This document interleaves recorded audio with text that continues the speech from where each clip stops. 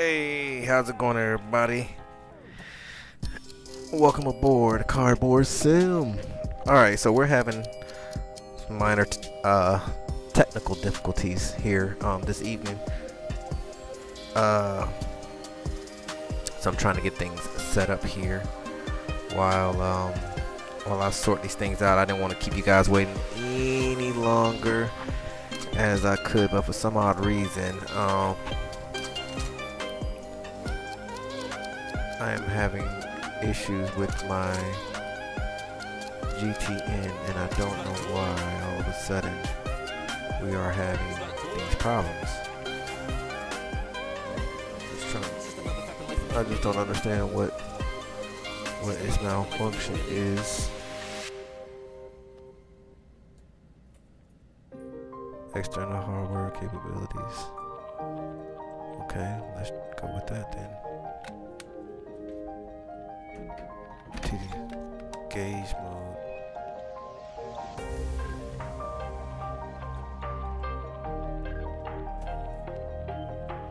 Yeah, I don't know what's going on here. Let me yo Val, how's it going, my mans? Sorry for the sloppiness today, man. It's just a long day for me, and so I was rushing home to get things set up, and then my computer started doing funny stuff, so I'm trying to get this sorted real quick. If not, then we won't have no ATC tonight. I'll just have to kind of wing it.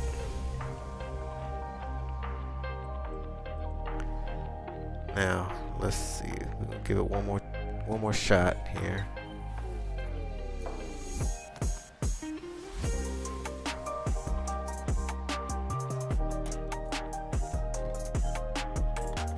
Because for some odd reason, when I shut down last night, this thing crashed on me. And now it's doing this funny stuff, so it doesn't even want to open. Oh, man. Okay. Hey, Reggie, how's it going? All right.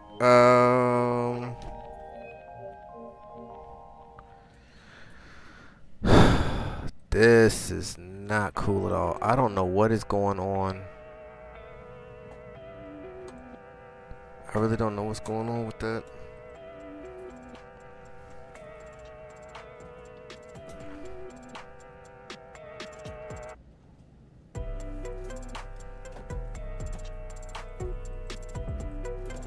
But for some odd reason, it's just not wanting to show itself. So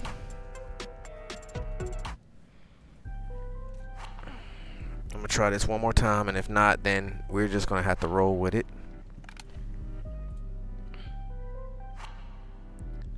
And we just gonna have to make do with what we got until I can figure out what's going on with that, because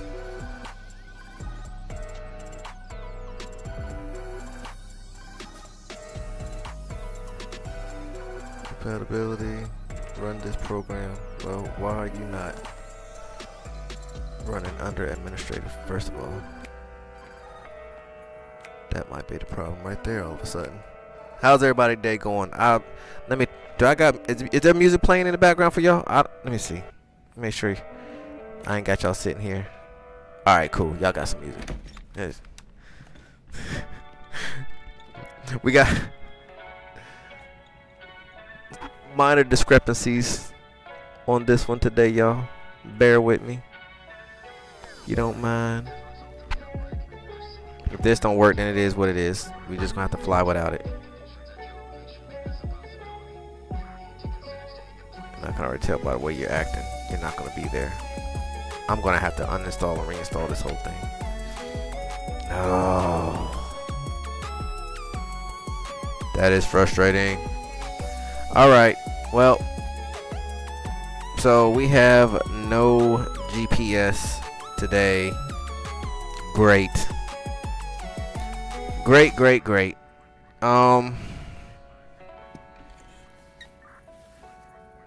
Yeah, that's just not cool. Not cool.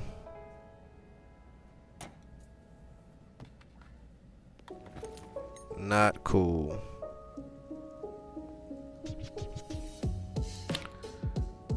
Oh. This is not gonna be fun. Nope, not at all. Oh, I don't like when my stuff is all out of whack. It drives me crazy.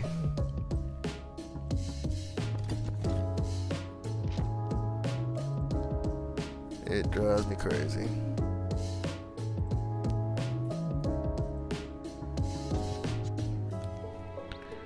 All right. So, welcome aboard. We have no GPS today, y'all, but that's all right. We gonna get this thing rolling. As you can see, we got our man's next door. Jack is in the building.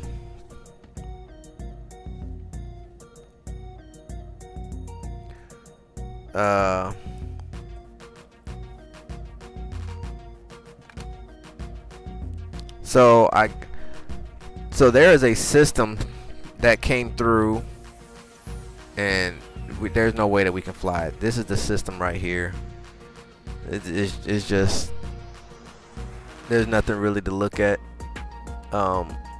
So I'm thinking I'm just gonna be out of live weather, and what I'll do is I'll put it on the Rex Accuseason weather, which is just some clouds. I like Rex clouds package. It looks a lot better. Hey, I hear you.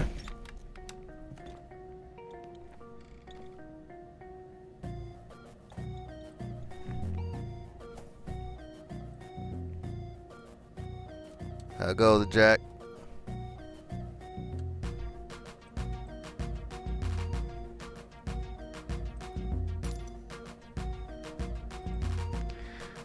Yeah, I see. So I just have mine set to well, I got Rex weather in, which is, I just got some clouds in for now, and I just have the time set to like 8:30 in the morning. Yeah.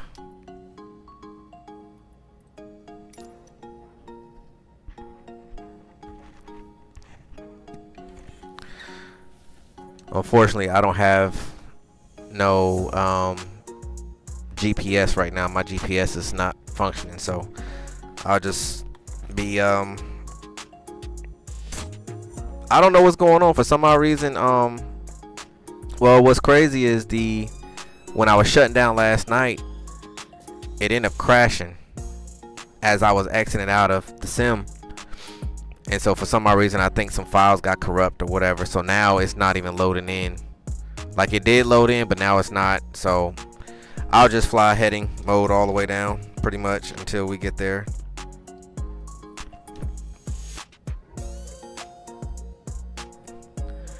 Alright, so I'm gonna go ahead and get this thing cranked up. We got good power. As you can see, we are in a different aircraft today, y'all. My plane is in the hangar right now. I decided to rent this one for the day, for this little hop. I'm gonna come back and get my baby tomorrow morning and be ready to go for tomorrow's flight. So we are in the Baron 58. All right, brakes are set. Clear.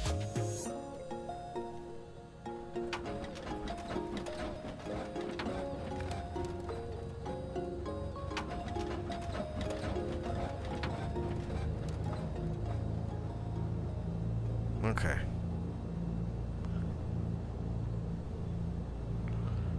We got a good start on both. Let's go ahead and get those in. That feels good. I need to, kind of get these wings out a little bit more.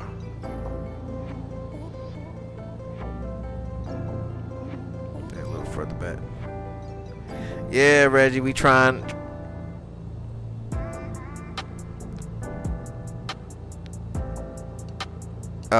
Kilo Delta Papa Alpha. Alright, let's get some air going on in here. Let's get some beacon and some navs and some strobes. Temps are good, so we don't have to worry about that for now.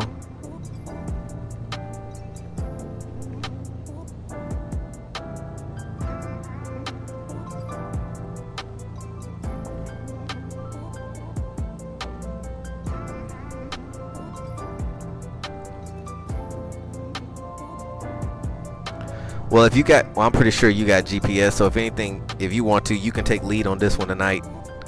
And I'll just kind of hang with you since I don't have none right now.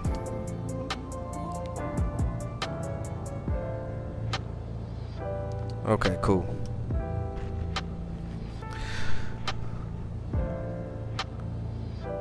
That's correct.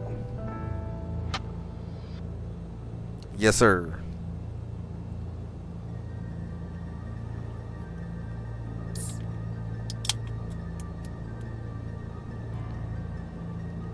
Was it MIGs I was gonna do?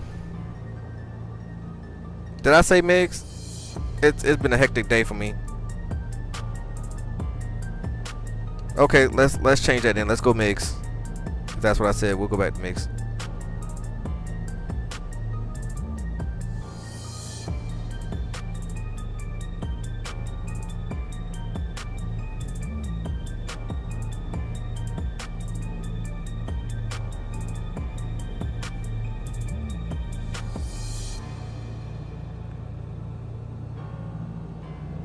Yeah, I love both of them.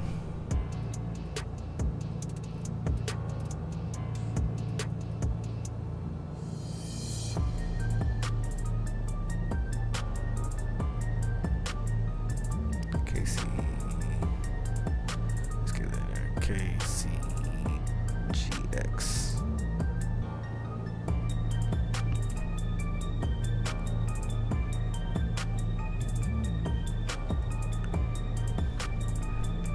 Can you pull yours up?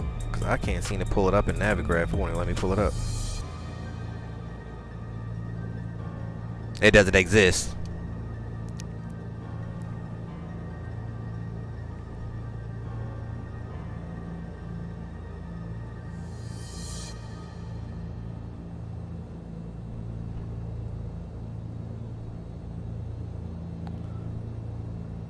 Yeah, I'm trying to pull it up right now.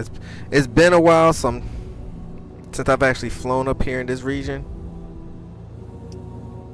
I'm trying to remember exactly where it's at in regards to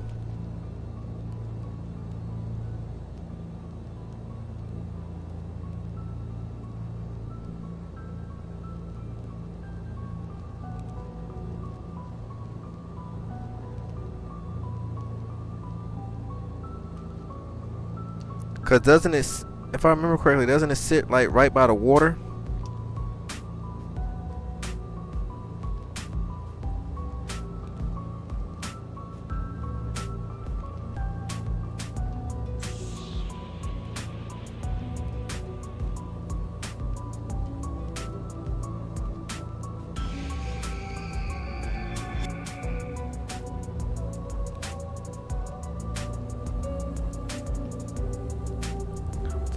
Here.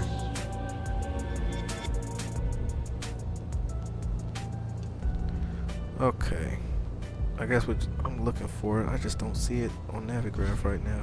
I think this is actually it right here, but that's not.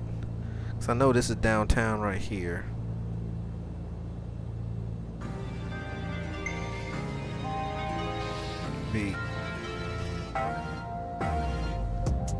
Yeah, I'm not even seeing it up here.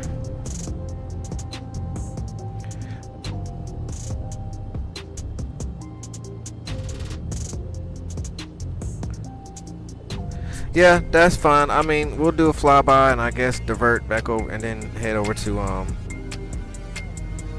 Page afterwards, like you said. Okay, cool. Let me get with the chat real quick. Yo, Jimmy, what's up, my mans?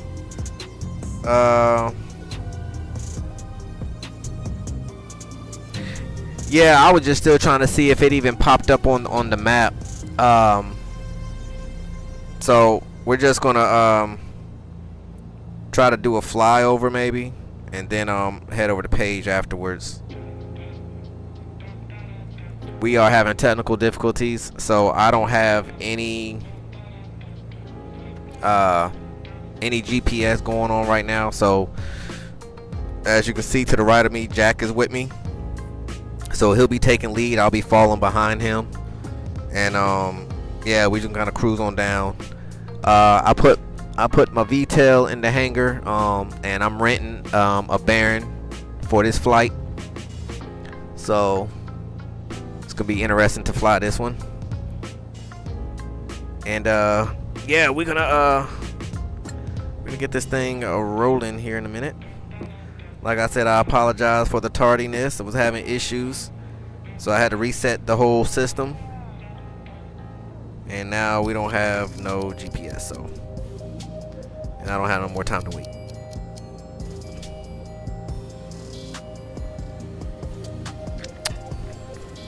Yeah, just like they did the Kaitak, which I think they did an awesome job mirroring that.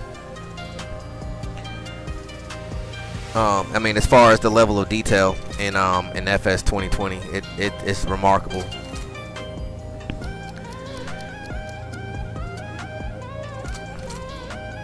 Let me get weather here real quick. Let's see what we got going on.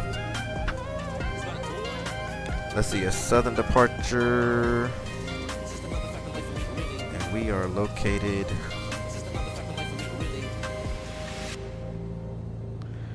I guess we could take 1.8 is looking pretty good. Let me see. Is 1.8 good for us?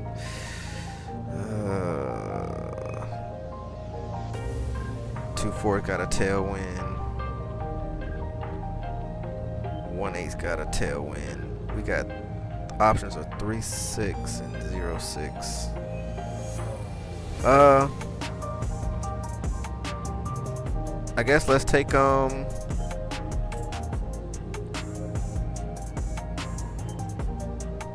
you know what? Let's take 2.4. Because the weather that I'm pulling up right now is not reality anyway, because, you know, we're not flying in real weather. Yeah, so we can go ahead and taxi on out and get on out of here.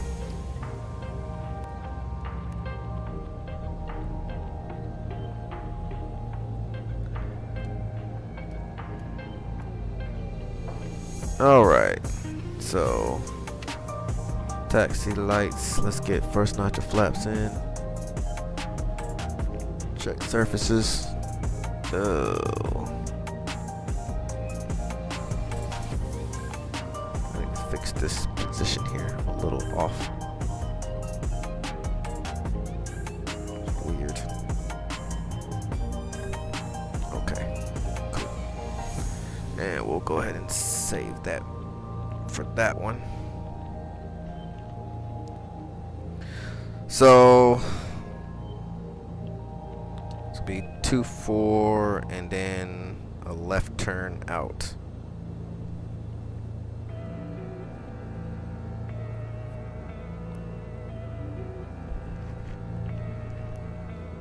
Alright, brakes are released. Brake check. Brakes are good. This guy's in my way, as always.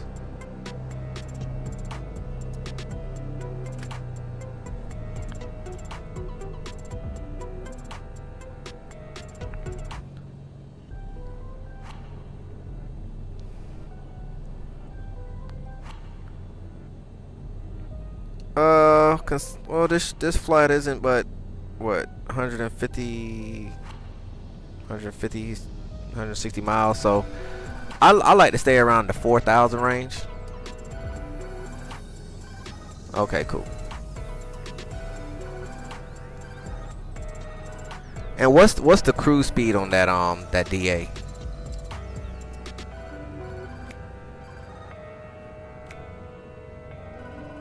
Okay.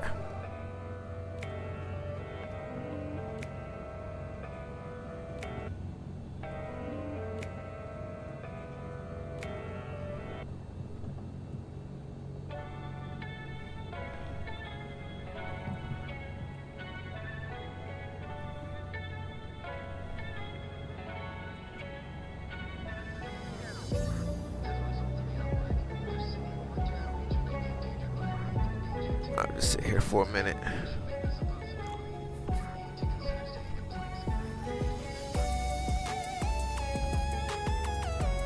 $186.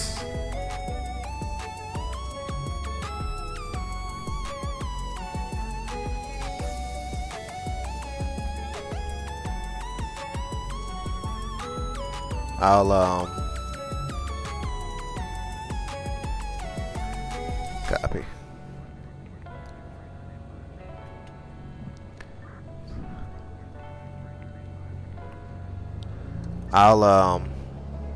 I'll get out on the runway. I'll take left side if you want to take lead out in the front.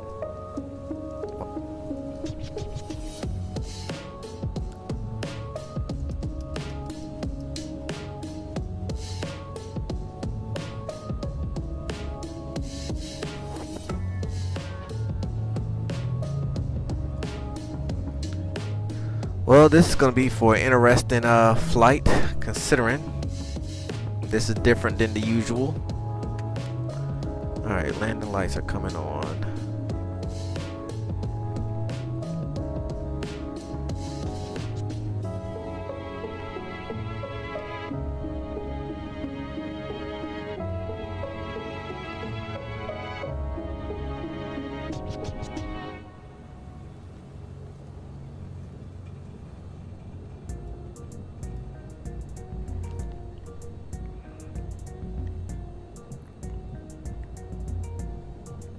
This thing likes to read. Right.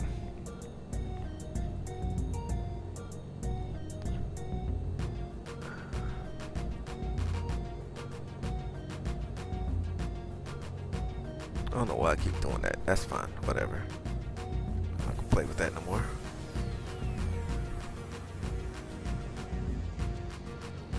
Alright, I'm ready whenever you are.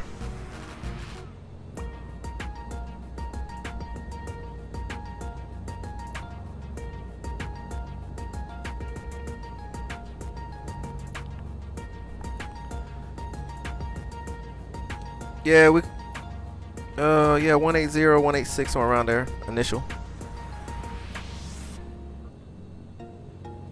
Alright, you're going.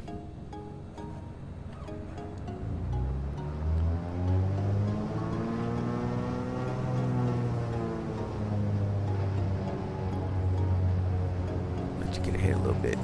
There we go.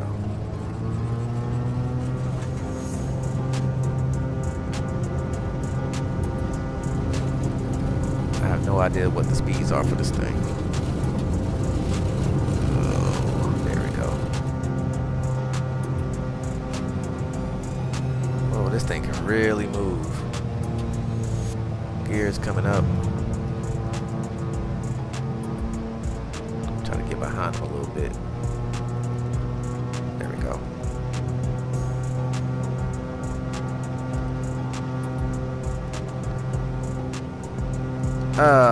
I'm right behind you. I actually throttled back a little bit because this thing actually got some. It's a lot faster than I thought. I'm right behind you though.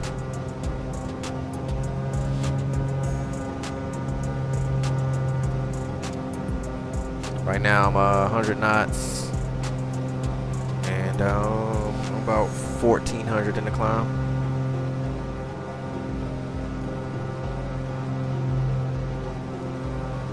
Copy that.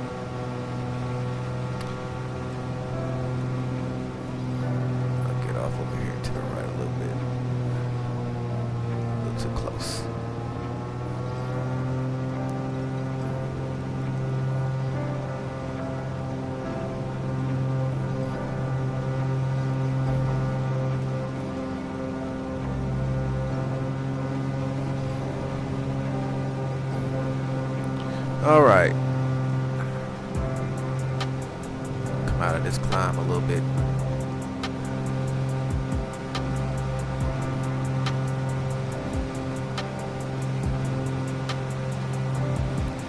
We're gonna go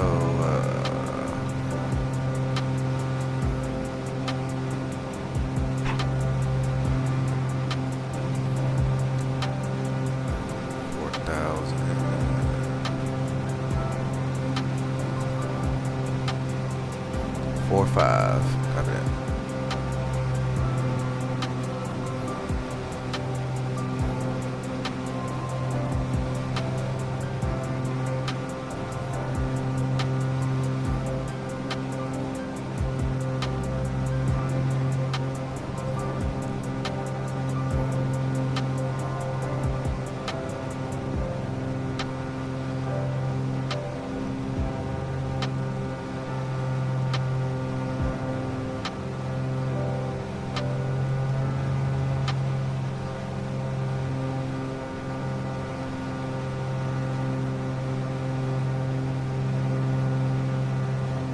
What's your current altimeter?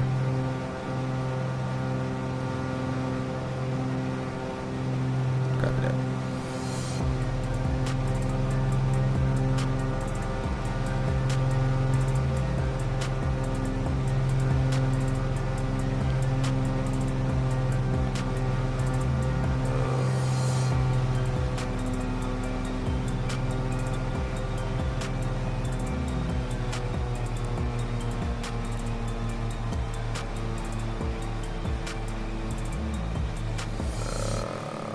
Four, 5. And we'll keep heading.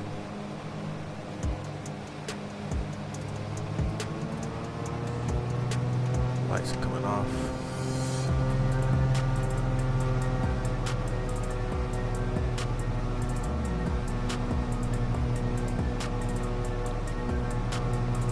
Yeah, I was right behind you. Okay, I'm right below you now. And you said your altitude is what now?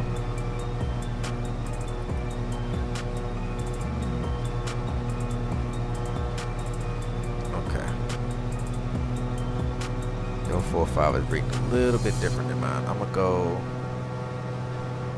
Let's go 5.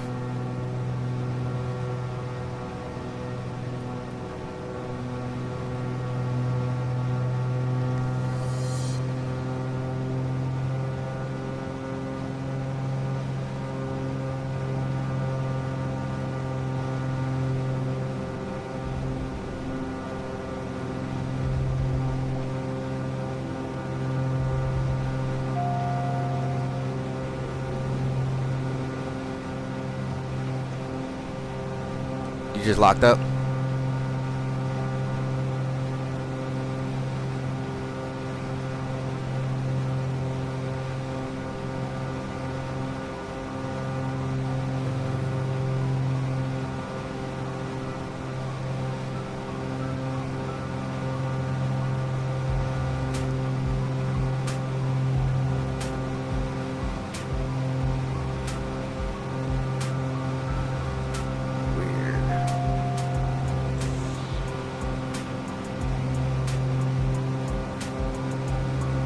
Alright, y'all.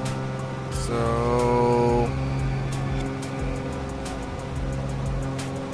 this has not been going too good on this flight, I must say.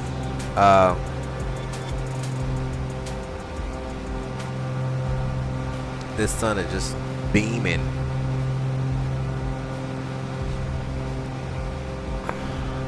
We're gonna have to change the time on this one just a little bit. That's just way too much sun going on there. So you completely crashed out, Jack?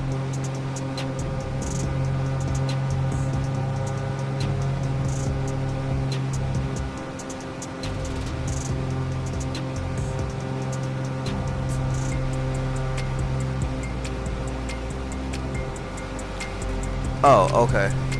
Do I need to slow up a little bit?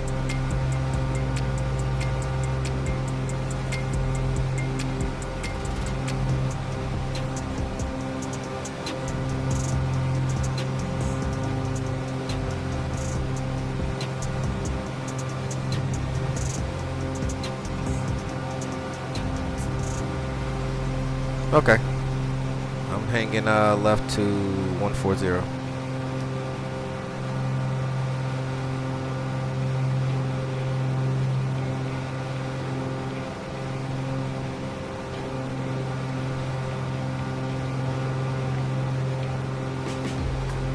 I'm not liking the fact that this thing is tucked all the way. Get back over there. Why are you doing that? I don't like that.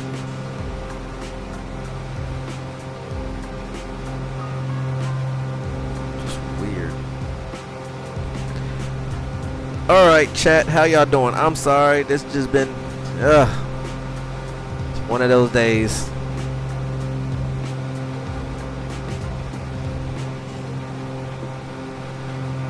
Trying to get this sorted here.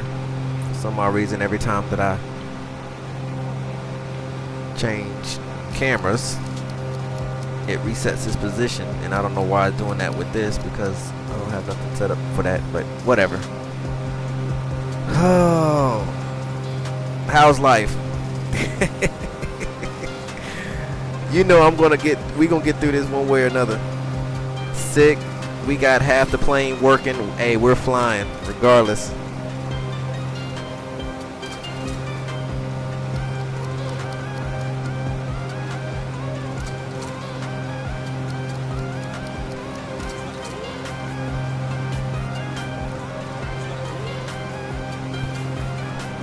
Cool.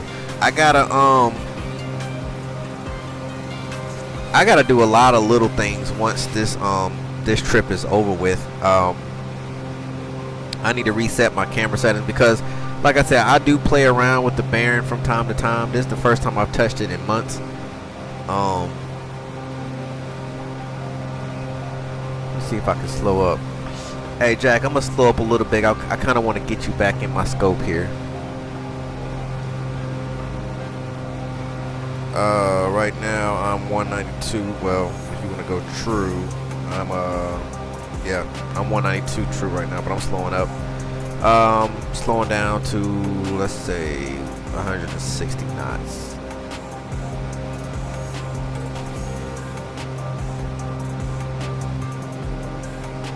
Okay.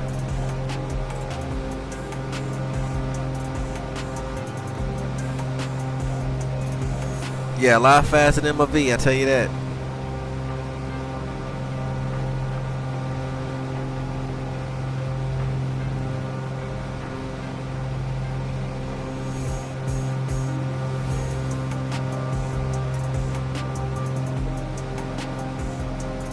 See, I'm currently doing 175 on the ground.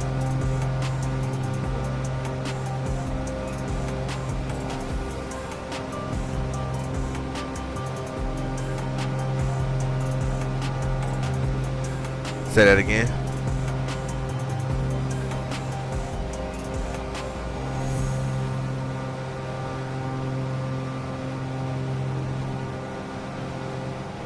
Oh, it does. I just don't have any of that set up in my sim. I still got switches I need to.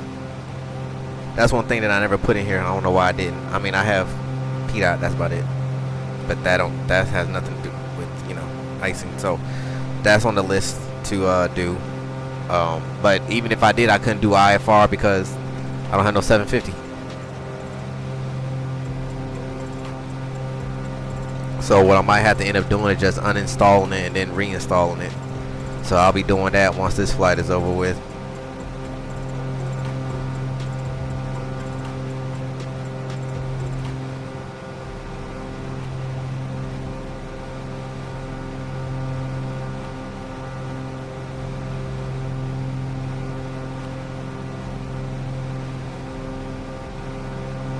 Oh man.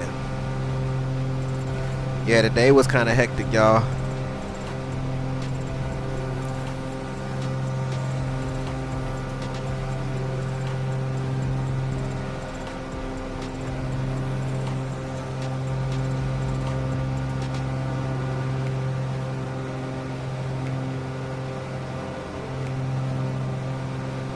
Yeah, see, that's hard right there. I mean, the only way that I could see you pulling that off is having like a sim pit set up to where you can swap out panels, you know, like you can have a panel for GA, you can have a panel for business, and then have you a panel set up for tubers, you know.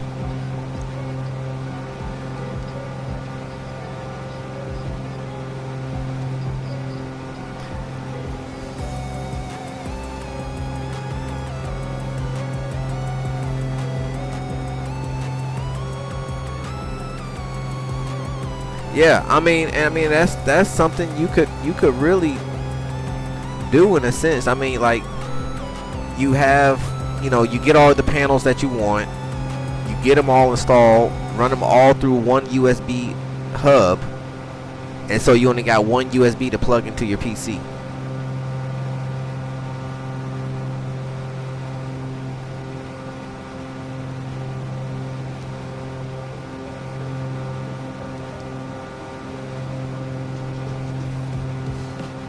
Yeah, it is. That's a lot of devices. I mean, you're a lot of panels.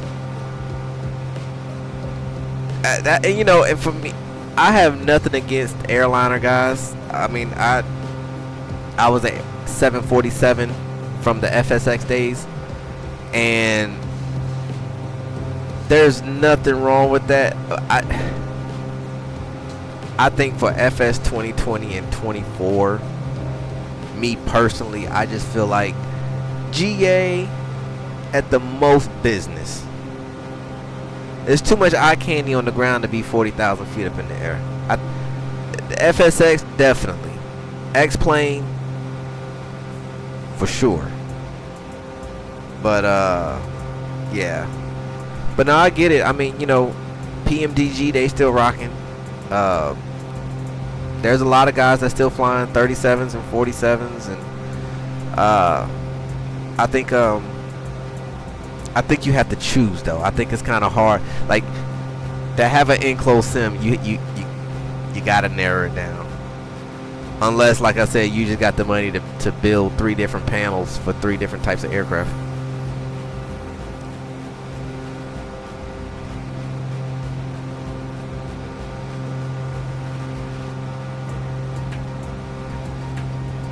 Now, you could get smart and say, okay, well, you could build 3 different panels that all use tablets or iPads. Run, then you'll have MS Pop-Out Manager. Oh, right, matter of fact, while I'm talking, we're hitting the coastline here. I'm going to turn 180.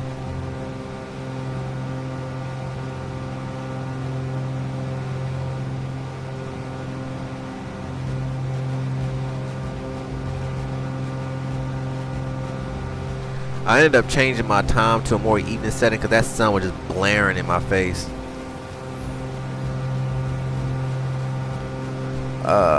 Time right now is 3:46 or 9:46 UTC.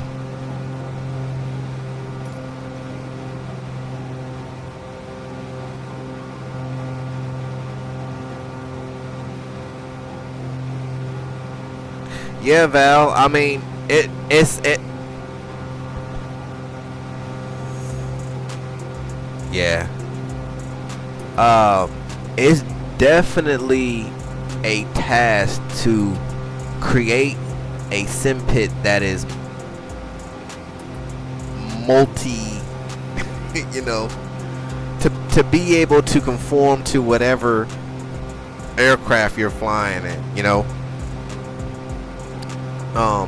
It can be done. It's just it's going to take a lot of thought, and you really got to figure out, you know, what your budget is, you know, how far are you really trying to go with it, and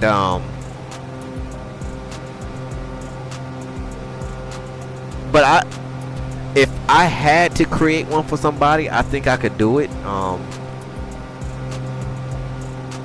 And depending on what my budget is, will determine how far I can go with it, you know. Because if a budget wasn't a problem,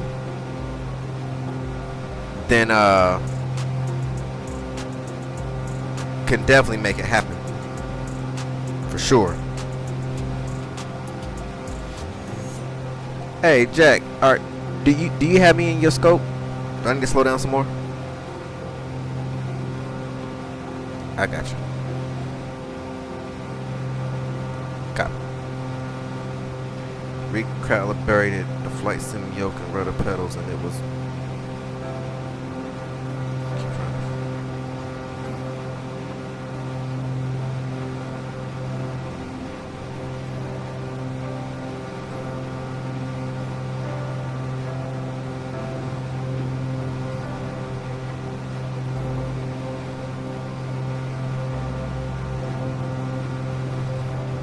Yeah, I get it. And see, that's where it limits you. Like when you want to fly them all, which there's nothing wrong with that.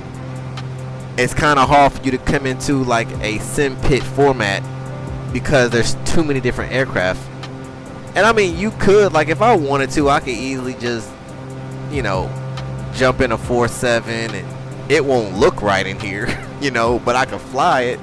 I'll just set everything to, you know, basic to where I don't have to deal with all the extra buttons and switches. I can just go. But to really have the realism and all of that good stuff, yeah, you got to start narrowing it down.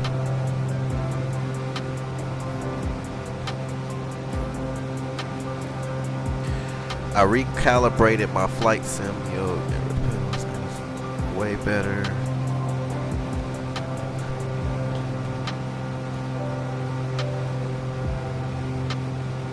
You said get your triples.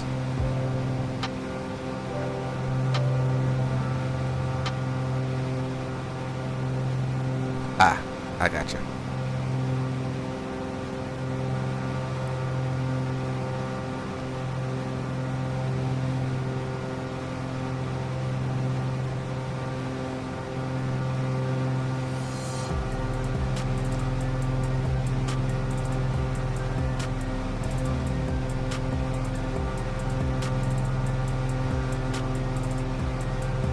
Yeah, you got a lot going on there. I mean, but it can be done. It just that's just something that's going to take time and, you know, a lot of blueprinting.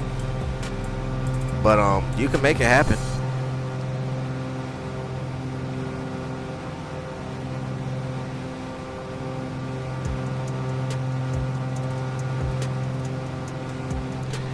Hey, there's definitely nothing wrong with that either. I mean, if I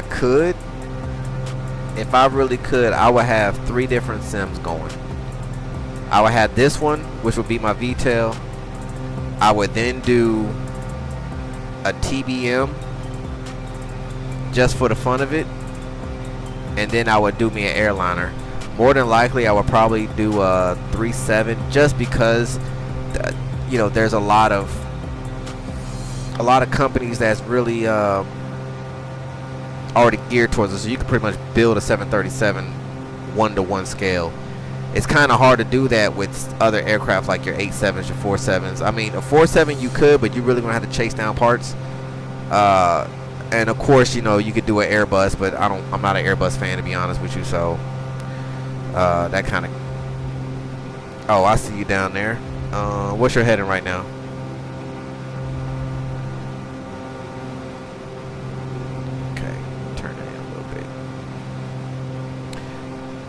Let me catch up with this chat real quick. Keep trying to find a G3X that will work with the TDS 750 in the core, not a movie, or an independent G3X in the 750. The air manager, I think, is only the bezel.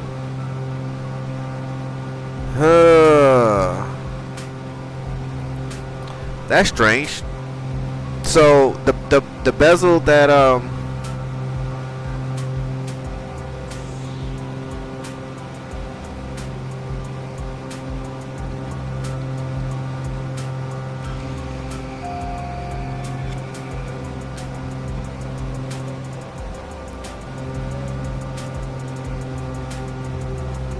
why are we not? This guy does not like. There we go.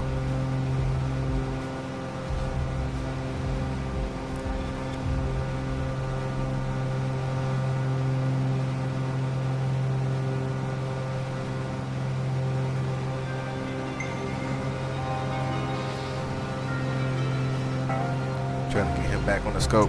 Hey, 4-2, how's it going? The bezel, now the bezel for Air Manager, that's actually off the Air Manager, like the software, like the desktop Air Manager, right? Just flew around Vegas in the Jets. It was amazing. Oh, that's cool, 4-2. How you feeling today?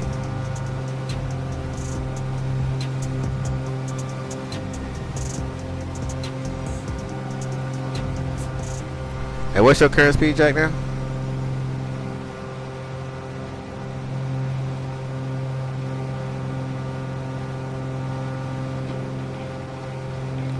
I talked to the TDS guy and he said it's up to Coronado.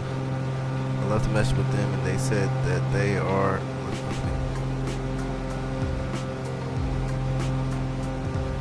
Copy.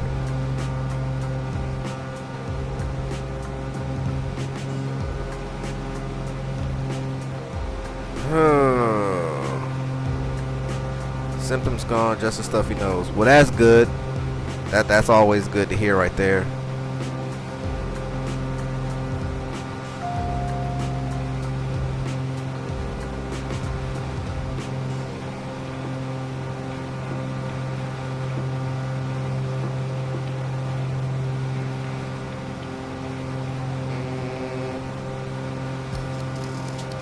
It's up to Coronado. Well, I mean, why would it be up to Coronado? If Air Manager,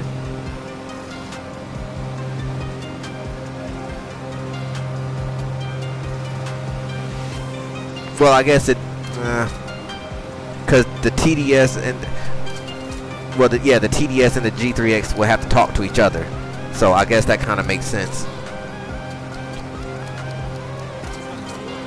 But even still, like the Air Manager app that I'm running right now, that and the TDS, they talk together.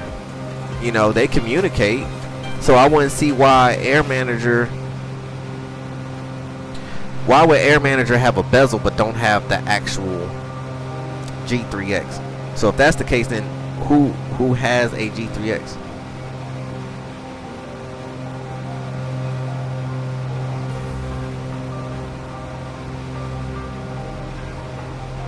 Were you saying that the flight to Massachusetts is roughly a week or 2 weeks? Just trying to see what I'm doing the next week or two to plan the flight out. Yeah, we're probably looking. It won't be this week. It'll definitely be the week of Christmas for sure.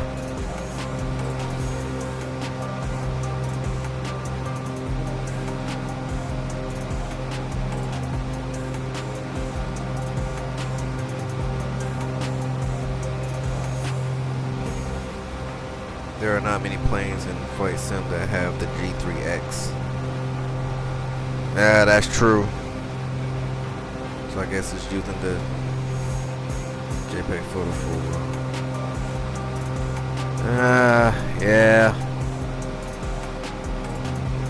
I mean, could you get away with the G1000 for the time being? At least you'll have functionality.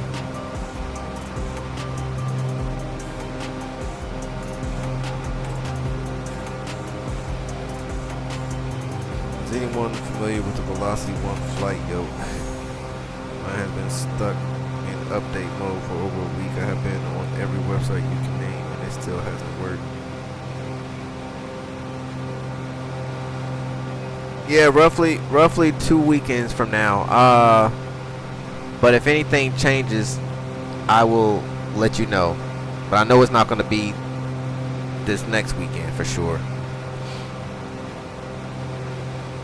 Yeah, I know it's not the same, Jimmy. I know. Well, I wonder if...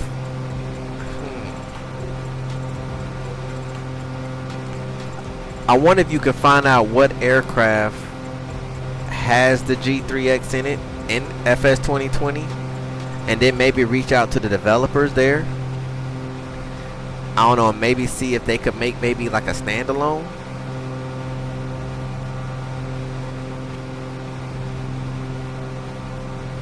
Or would they be willing to,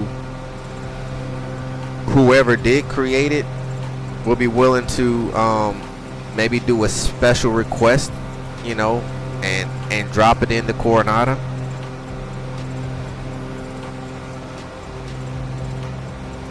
For training at least, there are a few more leagues. Okay, man.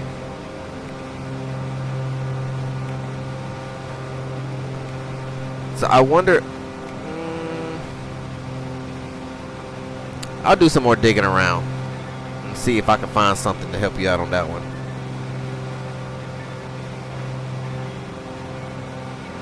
Oh yeah, next weekend I'm gonna be out of town anyway, so it wouldn't have worked anyway for next weekend 4-2.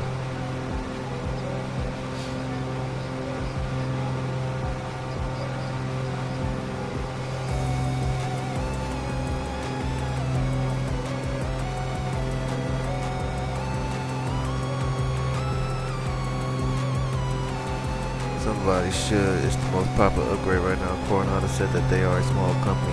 Okay, I mean I understand that, you know, Coronado's a small company, but I mean you're actually a popular small company. Why would you not try to?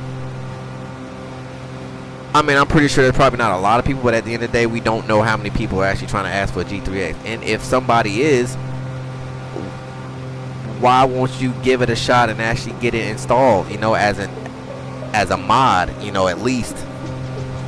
I don't see what the problem is with that. I think that that's definitely a doable thing.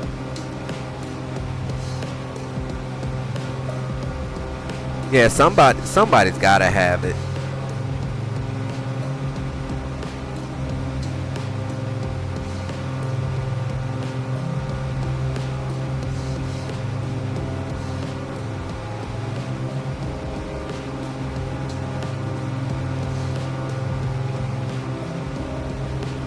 Yeah, somebody's definitely got to have it. Like I said, I'll do some more scoping around and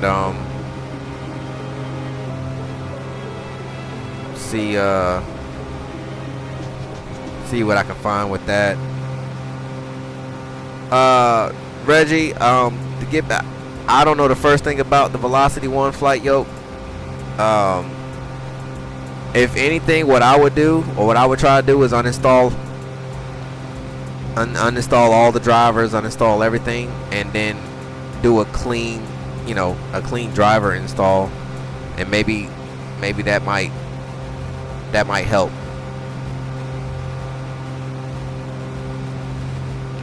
Taking the real plane to Texas and then for at least a month, so I will keep tabs on it until I get back here again. Okay.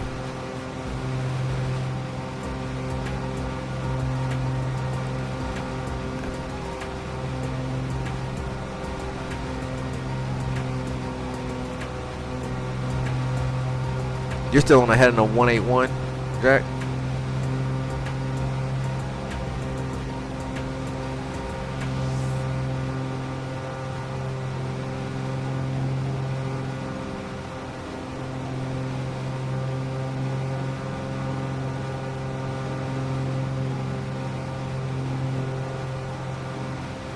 Okay.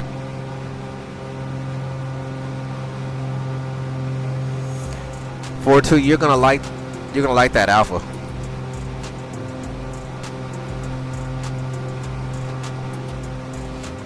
Yeah, I got you right in front of me. I just wanted to make sure because I'm slowly creeping up. I'm doing 188 right now.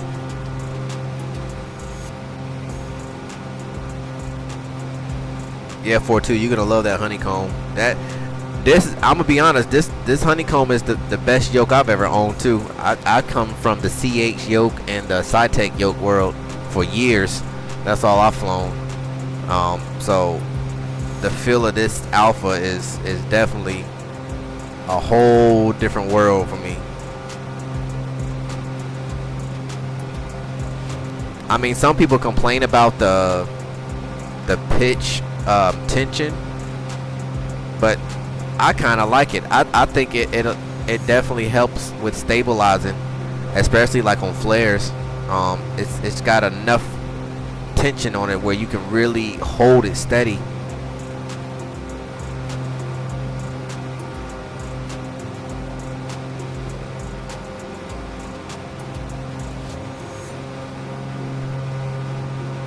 I would like it ready when I start my instrument check training.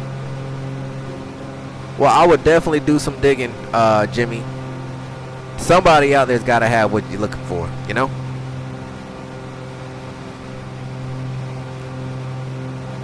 There's got to... Say what? Oh, okay. Sticks are the future, yokes are relics. I'll see myself. Yeah.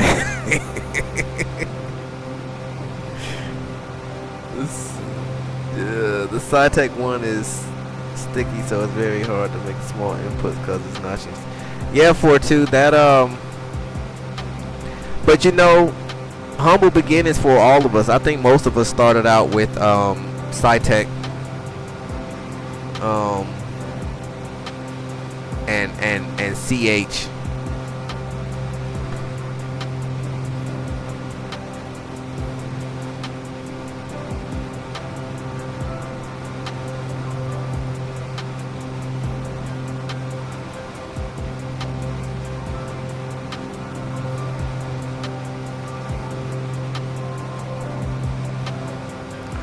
Side sticks maybe. All right, see, Jack, you done started something up in here.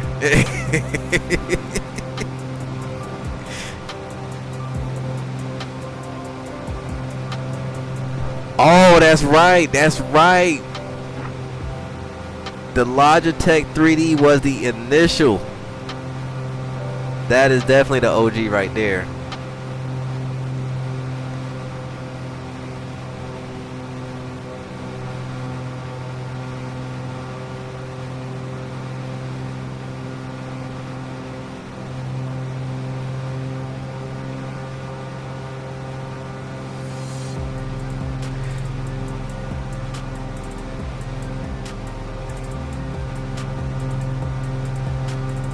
Appreciate that, Sess. We got Jack in here with us. I'm trying to fine tune my speed here. Kind of get even with him. I'm right up on his right side here. I had to hop into Baron because he's out here in the DA, and the VTEL wasn't going to keep up with him.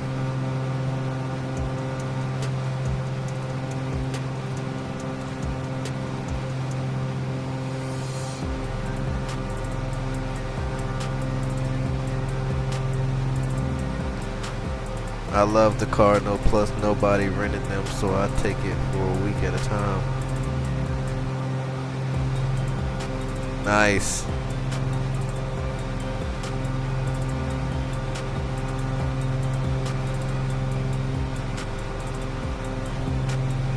I'm slowly coming up on you.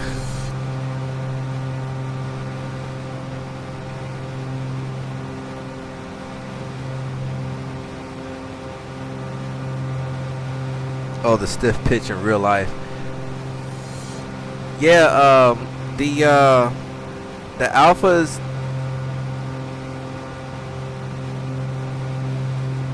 There we go. Finally caught up with them.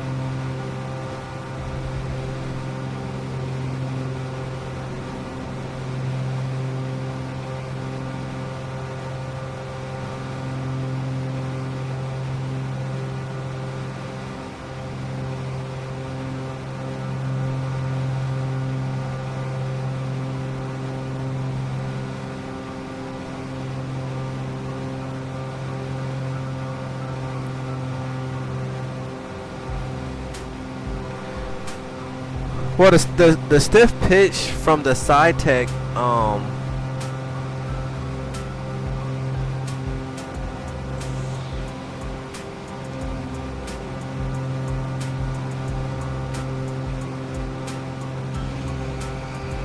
yeah.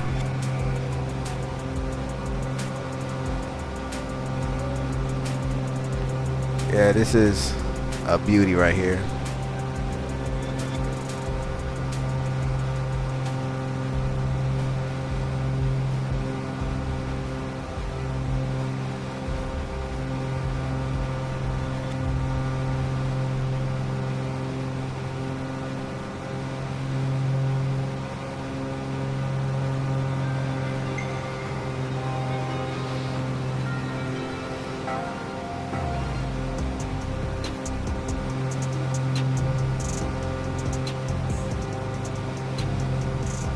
Well, yeah, the pitch is always gonna be more stiffer than the roll.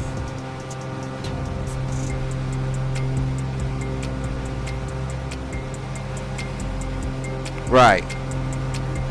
So you have the prop wash.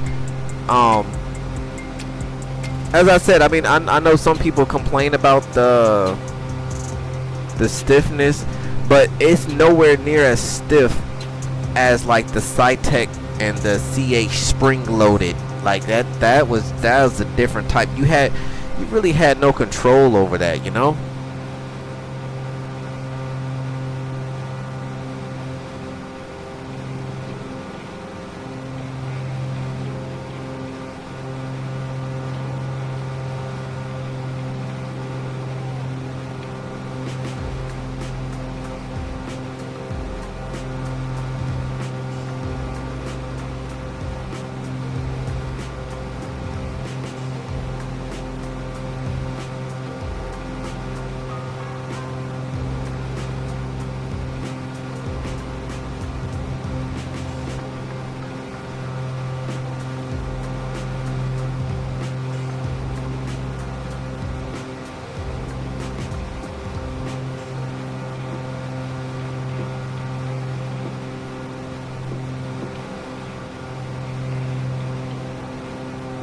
There we go.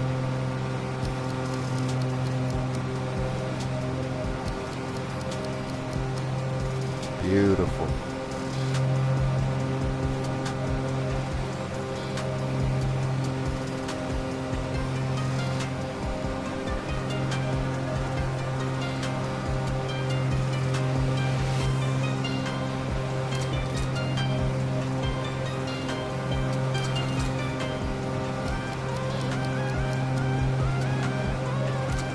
Man, it's gorgeous right here, man. I'm trying to get you locked in here.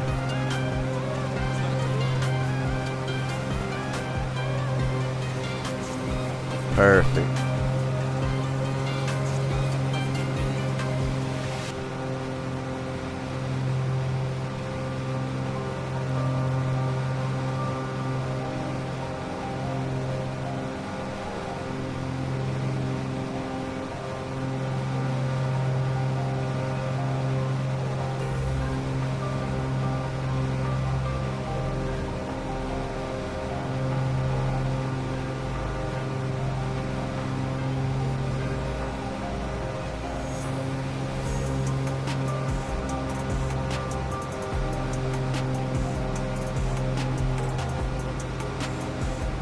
Right.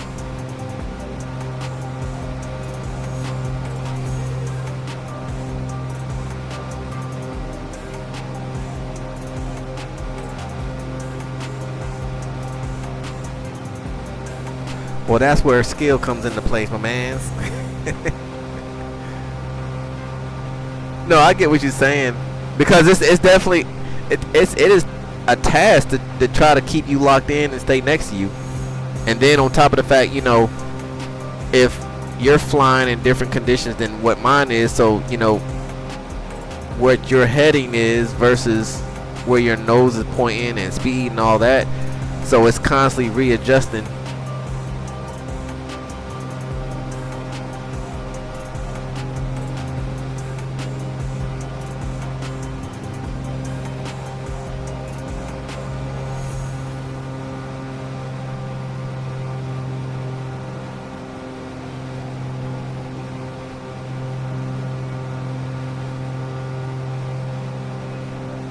I added rubber bands to the side tech to get it as stiff as possible after I knew what it felt like in real life and made the side tech feel so much more realistic. Yeah, I know a lot of guys did that with that yoke.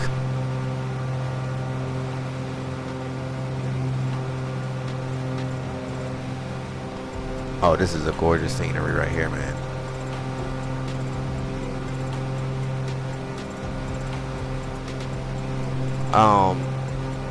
That's definitely a good mod to do with those yokes. I just feel like that the alpha has a more smooth, the tension is smoother, you know, and I think it has a lot to do with the design of, you know, because the alpha yoke it flows on linear action, or not linear, linear rails pretty much, and so it has a more smoother movement versus the spring with some plastic what do you call it, like plastic grease in a sense, like that and it's always binding and stiff, and you could never fine tune it no matter what you did to the thing. I mean, even putting rubber bands on it, I mean, all that did was put chocolate pudding over it. It didn't fix the problem, you know, but hey, we've all been there. Like I said, I think that you would definitely like you will like the alpha when it's all said and done.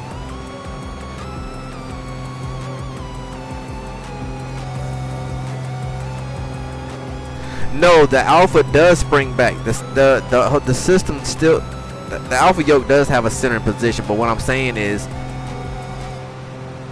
it's not spring, it's not springs like the SayTech and the CH. They use bungees to center it, but it's a very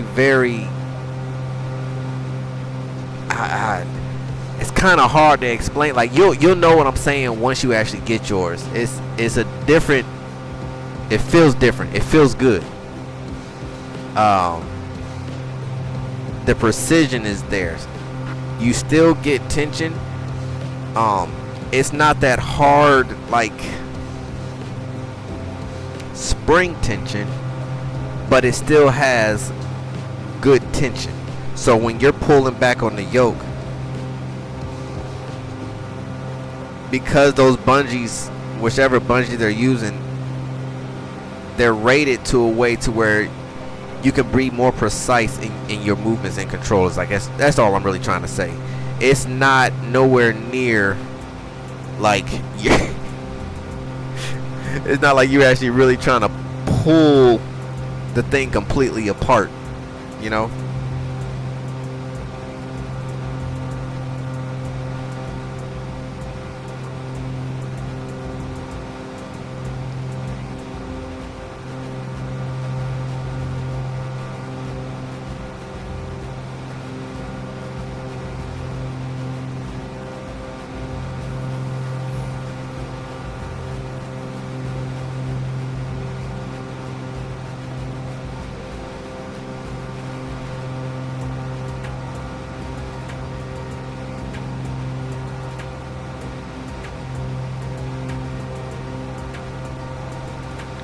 Man, it's a beautiful shot right with you right out here in front of my nose, man.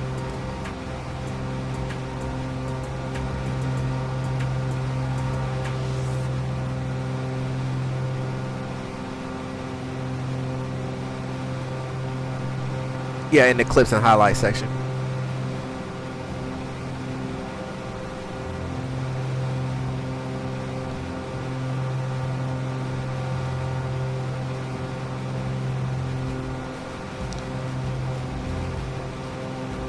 We shouldn't be too much further out from the field, eh?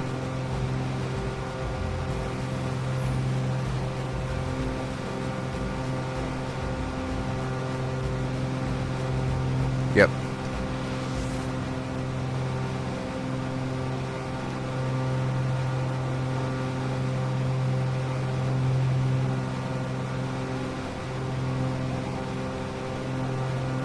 Okay.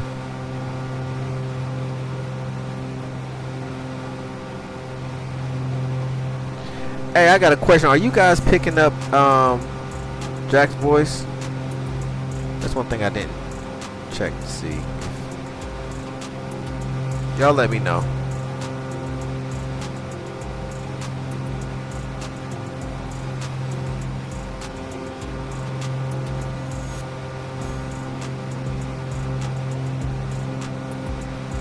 Probably not. Let me see.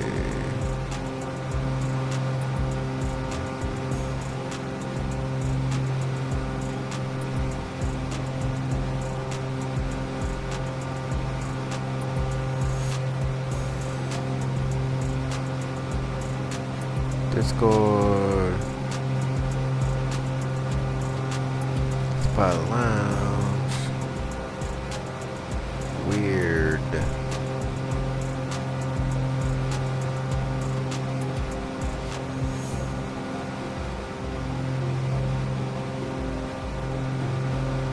Nope. Haven't heard him not one time. Oh, this was just one horrible stream, I must say. Let me see something.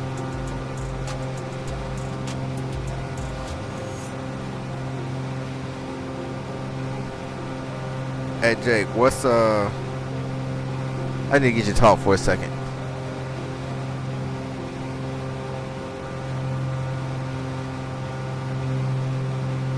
Oh, everybody's been missing my beautiful voice. There you are. I was trying to. I was just thinking, like, wait a minute. I don't even know if they was hearing. Y'all hear him now, right? Y'all should.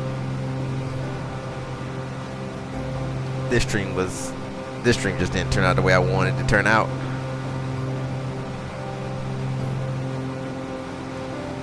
Alright, I'm gonna drop down 1,000 feet and then just hand fly the coast.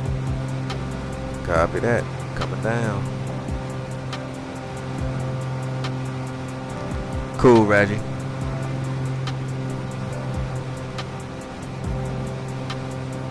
Oh, he is no.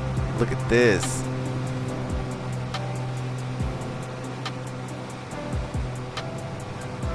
Jack didn't turn into a fighter. There you go.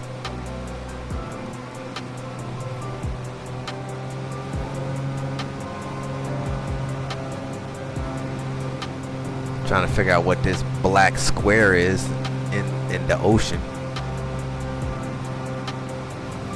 5 by 5. All right, Jack, they read you loud and clear now. Anything you say can and will be used against you in a court of law. I ain't saying nothing else. All right, 4-2. Good chatting with you, man. We'll catch up with you on the next one.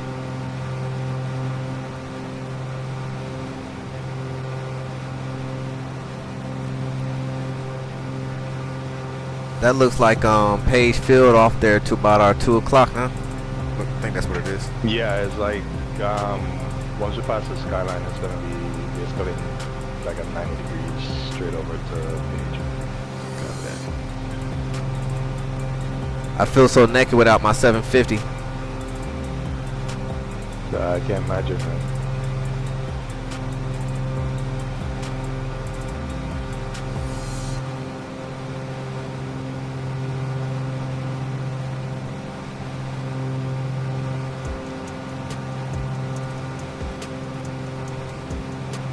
This so this flyby, you know, you could do like you like just, you know, do the skyline, Chicago skyline, and then New York, Hudson are two bucket list items I wanted to try real life. Oh, that's cool.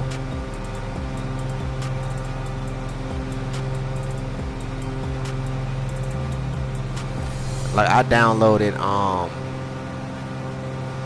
2 Orbix sceneries for New York. I downloaded the Sam scene for New York City, and I downloaded LaGuardia And man, taking off from LaGuardia and then just flying over New York City and dropping down in the harbor, and then just well, the Hudson River rather, and just kind of flying along the side of the city, man. It's just a beautiful thing, either in the daytime or at night, because even at nighttime, what's cool about it is you can actually see Times Square lit up, man. I mean, you can see all the TVs and everything. Like, it's cool, man.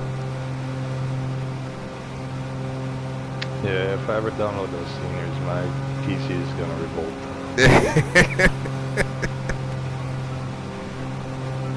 But it's just beautiful. It's just one of those things it's like,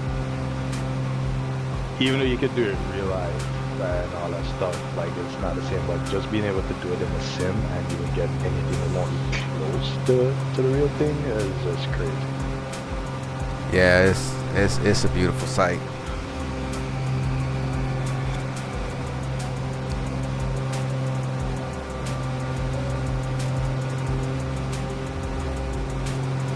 Alright, I'm gonna probably slow down to like 150 or something, just to kind of take it in a little bit. Copy.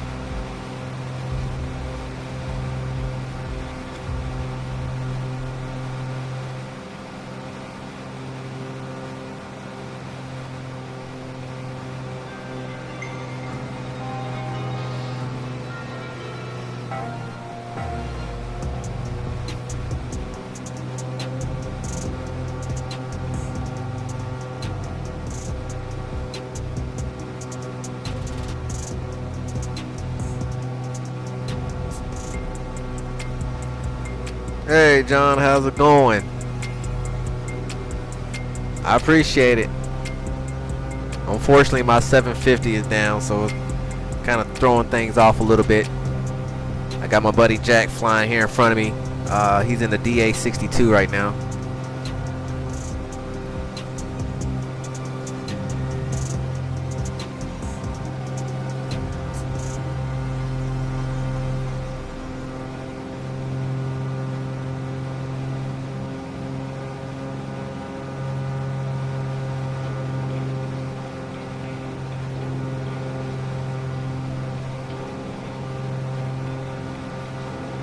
Oh, those cargo ships out there.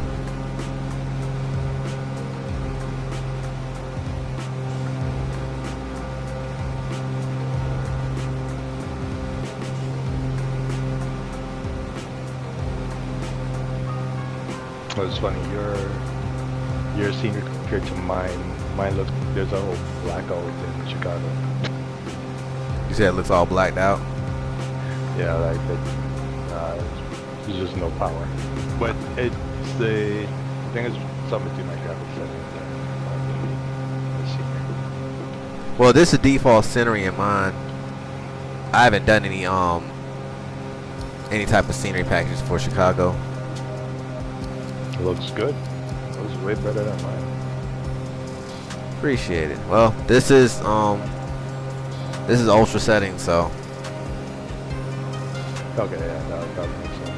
I'm rocking, I think, medium with some highs, some places. Okay.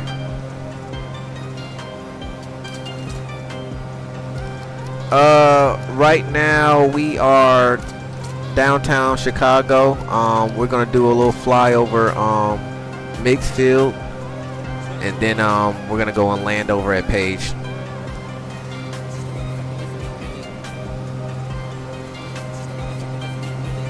You know the alleged reason why Mixfield got taken down? No, I never actually read up on it, which is sad. I should know that. Yeah, I don't know how true it is, but there's rumors because the mayor at the time didn't fear there'd be a terrorist attack or something. So then they're like, alright, we're getting rid of it, because we don't want anybody to be able to just come attack the city. Wow. Speaking of, there it is.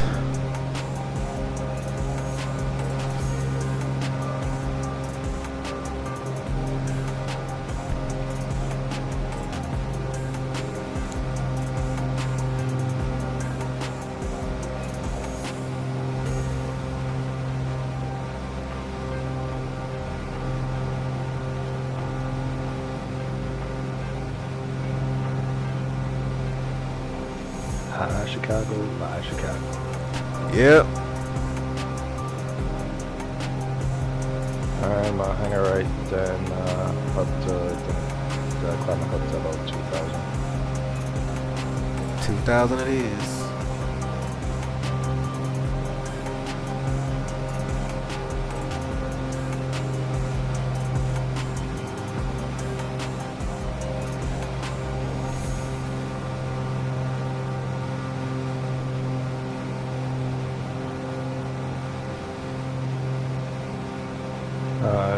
Heading, I think it's gonna be 280.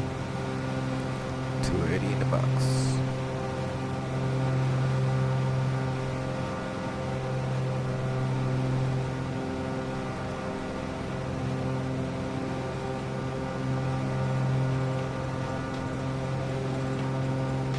I think that's the Yankee Stadium that we're flying over right now.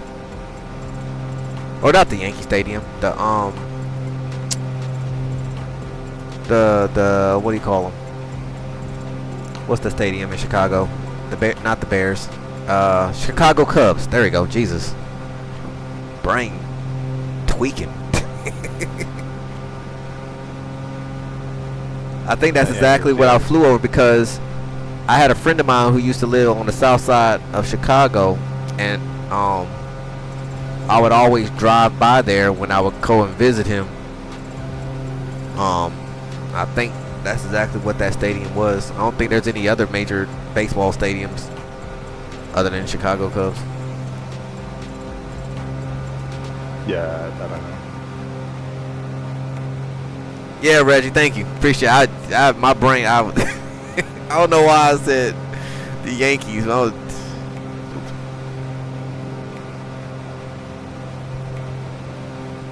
Talking crazy. Yeah, I never watched the game there, but I did get to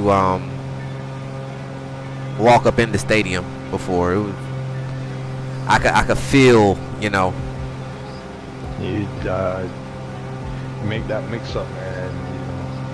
You know, people lose limbs for less than that. yeah, you got to be careful when you calling out teams. I mean, Reggie snapped at me yesterday. White Sox. There you go. There you go, Reggie. No, cause I was coming into Green Bay, and he was like, "Don't ever say that in my presence," or something like that. Oh, dang. My bad, Reg. All right, what run are we doing for landing? Let's see what we got here. What are your? Well, I don't have no winds because I don't have no GPS to let me know what my winds are. So, from the direction that we're coming in, let's It's saying 120. Where doesn't matter. Let's probably do what 20 or 2. Yeah, you want to come around and do 2? That'll bring us straight to the terminal. Yeah. All right, 2 it is.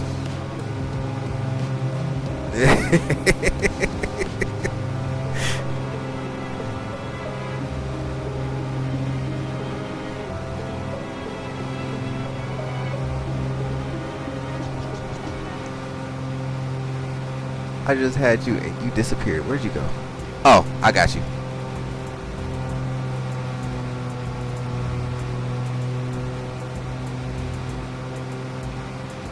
Hey, Alan, how's it going today, man? How you doing?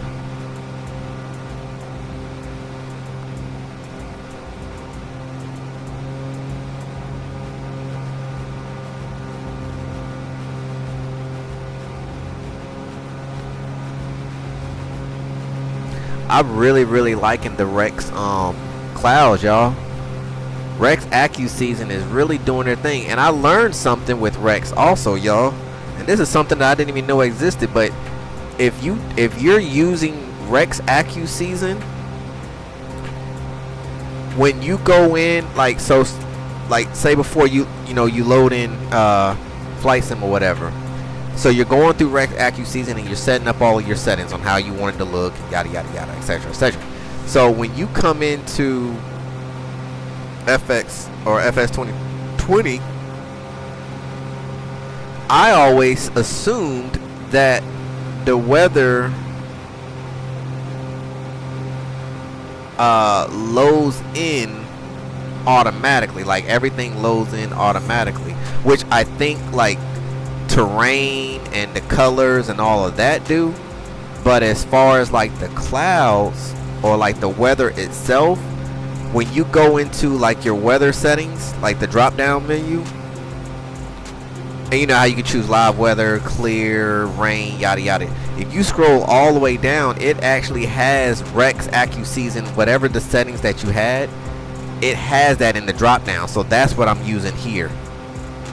And these clouds are the clouds and the colors of the sun. Oh, gorgeous scenery.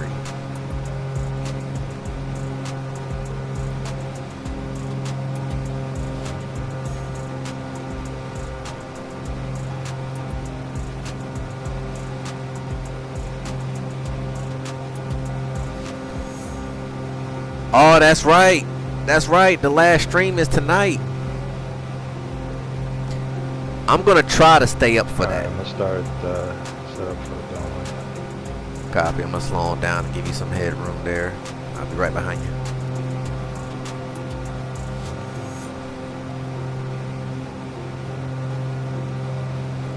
Reggie, I'm gonna be honest with you. I haven't flown this aircraft enough to really know. I'm gonna play this thing by ear and hope to God I can get on the ground safely. With the Baron, I'm going to assume. Well, first I gotta find this field. Where we at? Get my eyes on the prize here. So I'm gonna give him some room there to stretch out. Where is the field? Where is the field? There's the field. It's gonna be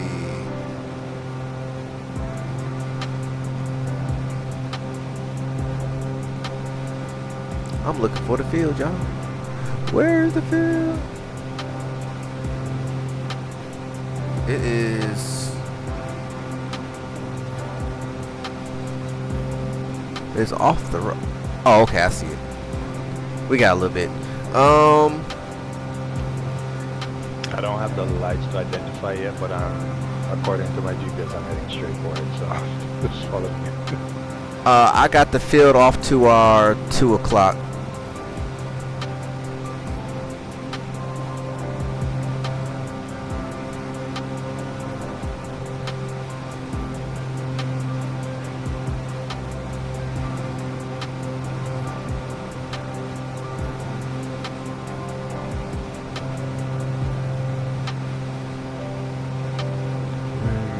Where did it disappear to?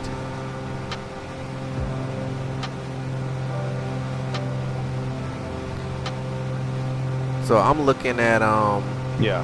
So all right, we just make an extended base and then final. Copy that.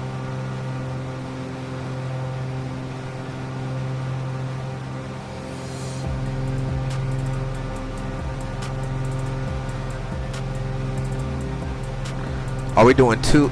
Are we doing 2 left or 2 right? I just noticed that. 2 left is what I got. 2 left coming in.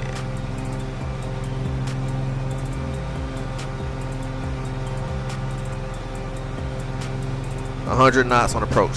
Copy, Val. Thank you for that. 'Cause I had no idea what I was about to do. I was about to just wing this one. Oh man.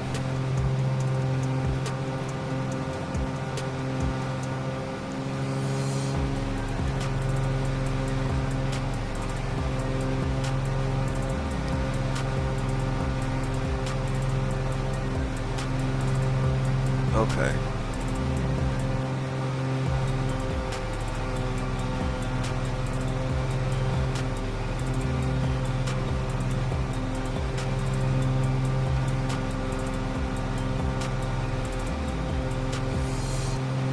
Two left. got the field out to the right here. Slide over a little bit, give Jack some room. Let's go ahead and get some landing lights going.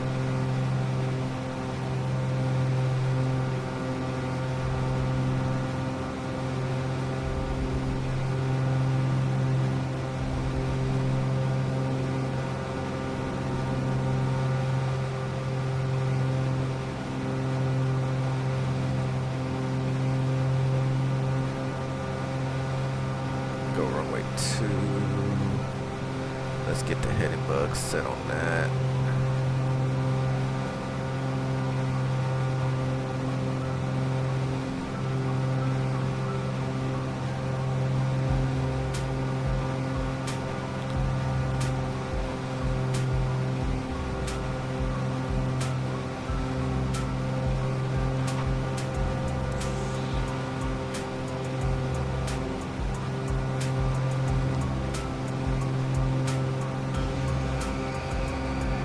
Alright, we got the field in sight.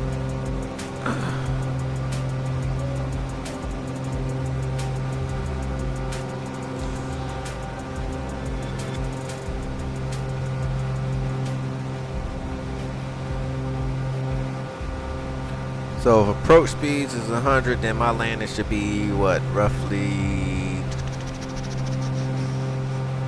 I'm gonna shoot for about 80, 85. Alright. Alright, starting that base final. I got you.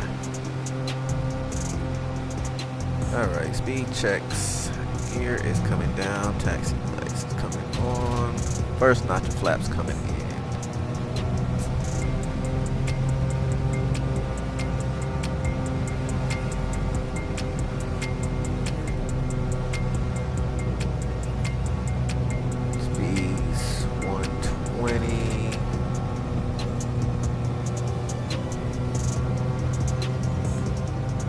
Alright, y'all. Second notch of flaps coming in. I want to try to hang back behind Jack a little bit and kind of float in right behind him.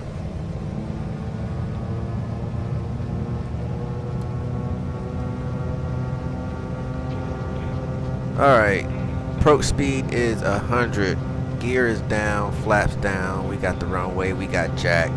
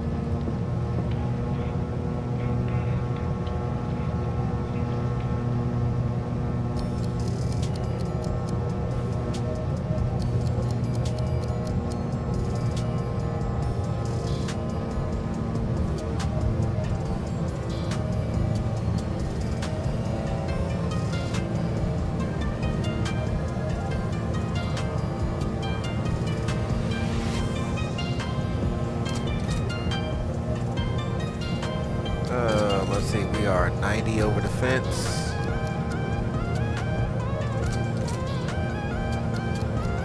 Jack is down.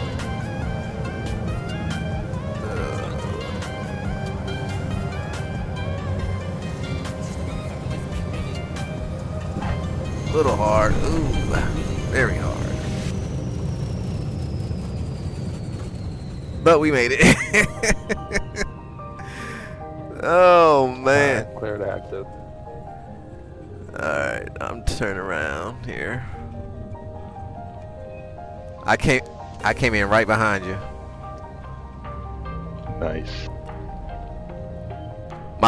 My landing wasn't the greatest, but I got her on the ground. I didn't know the speeds on this thing. Oh man, that was close. You're that close behind me. Yeah, I was right up on you. VS1 is 85. It says. So I came in. I think I came in a little too fast. Well, no, I was 90 over the fence. I still might have been a little too fast. But I was watching Jack too, because I didn't want to run into him either. But nonetheless, we put it on the center line. No, I think you're fine. Yeah, Reggie, that was Jack that I passed. I think I also stopped pretty quick too, because I was on the brakes hard.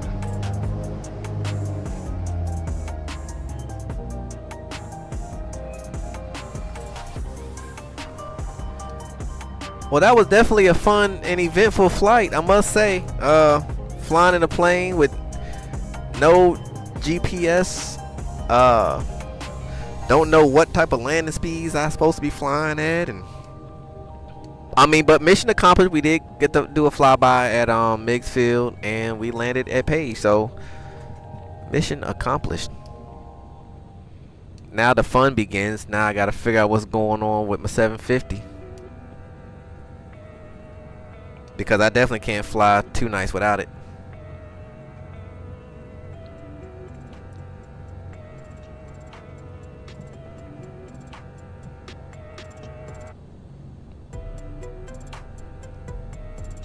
Appreciate that, Reggie.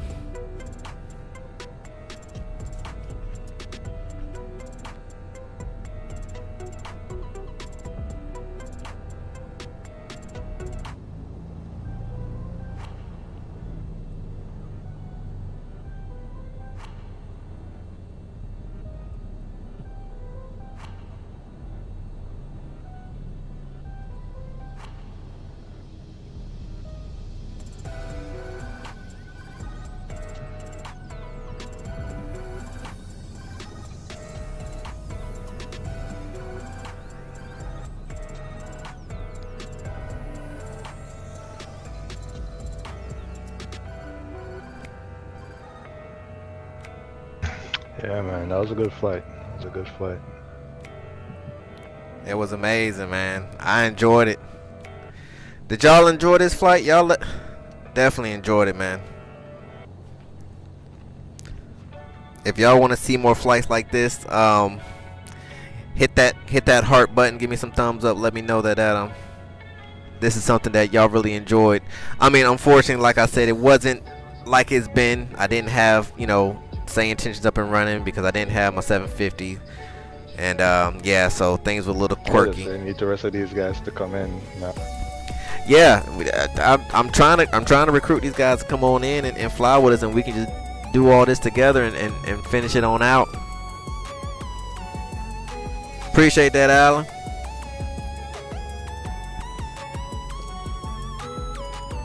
Cool, Reggie. Well, that sounds good.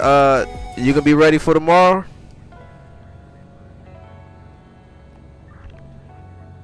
What's going on tomorrow? I don't know exactly where I want to go tomorrow. Tomorrow, let me see, Illinois. So tomorrow will probably be Missouri, because I think Missouri. I don't want to get too far away from Missouri without hitting that either. And then from there, I'll probably try to work my way back up around so I can get up to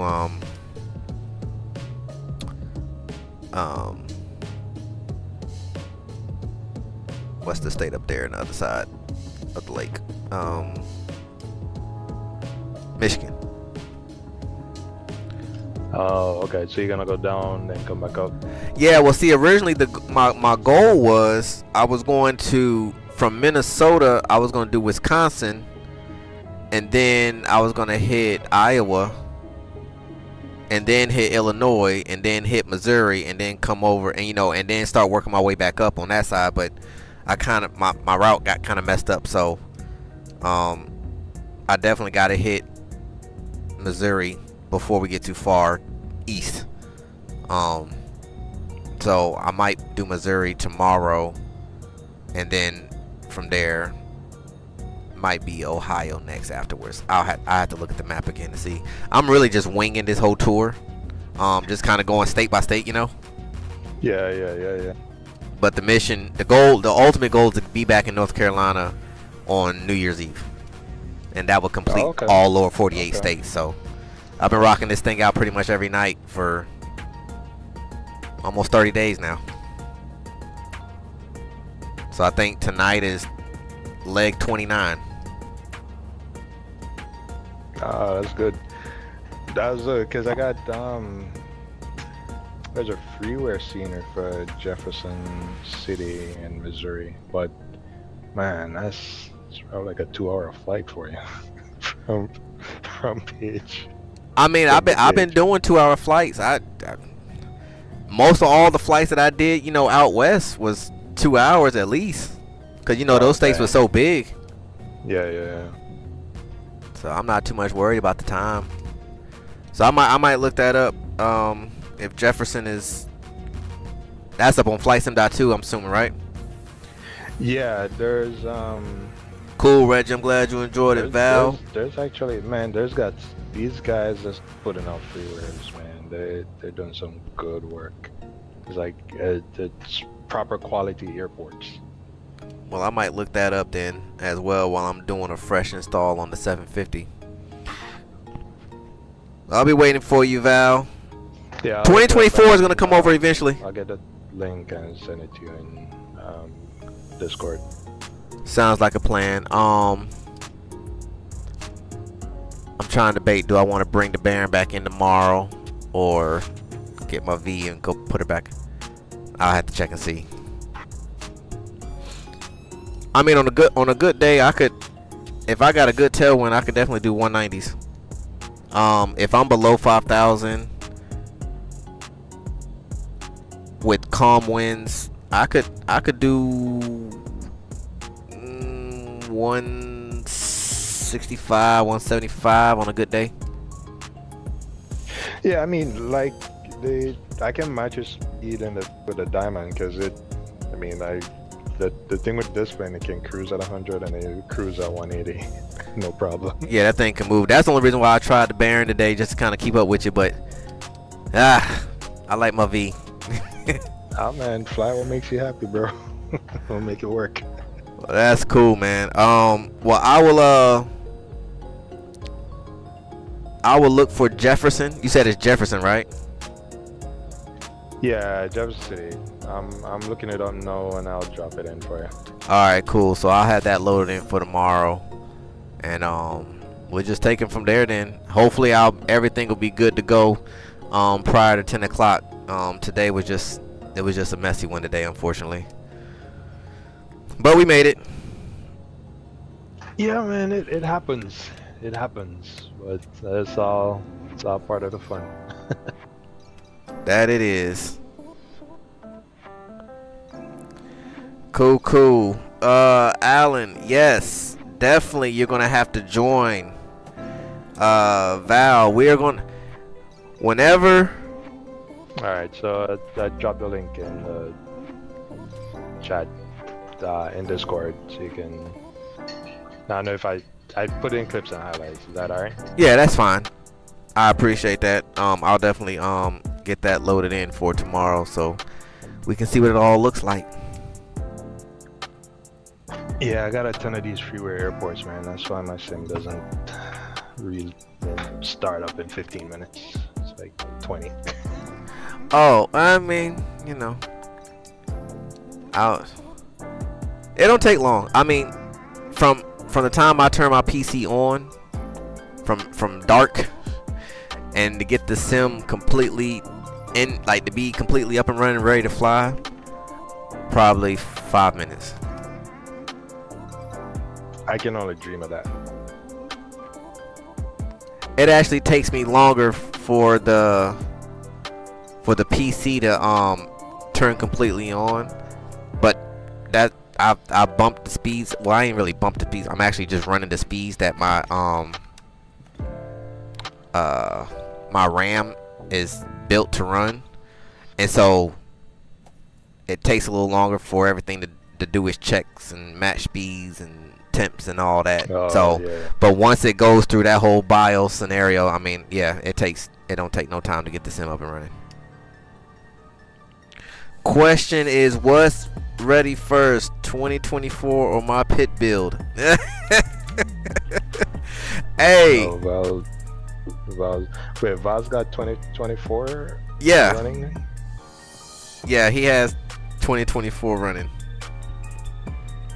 I am going to assume that you, if I had to put my money on it, I would say that you would have your pit running before 2024 is a complete goal over here at Cardboard Simside.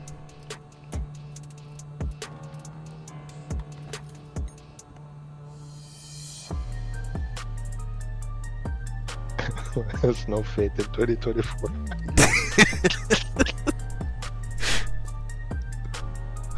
Well, here's the thing, because 2024, let me turn some lights on. So 2024, I had 2024 installed, and I popped my head in a few times since November, and I've been able to take my VTEL, and my VTEL is loaded safely into 2024, and it works like a champ.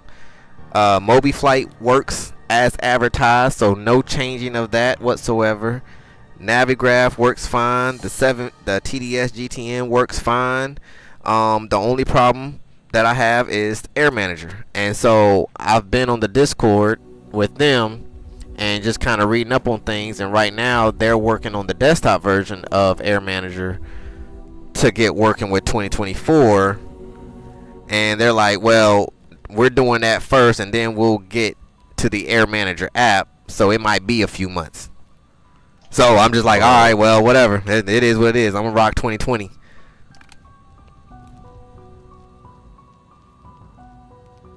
That's where my that's where my money is too, literally. To get 2024, man, and then the week it released, my computer died.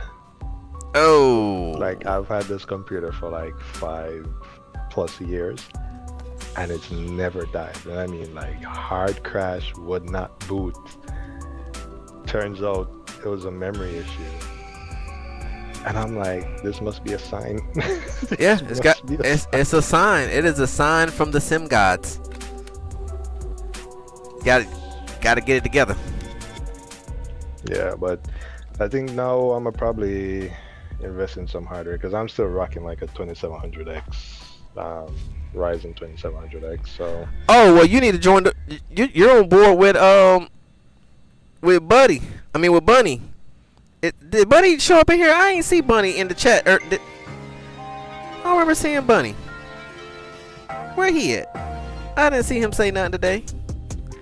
Yeah, Bunny.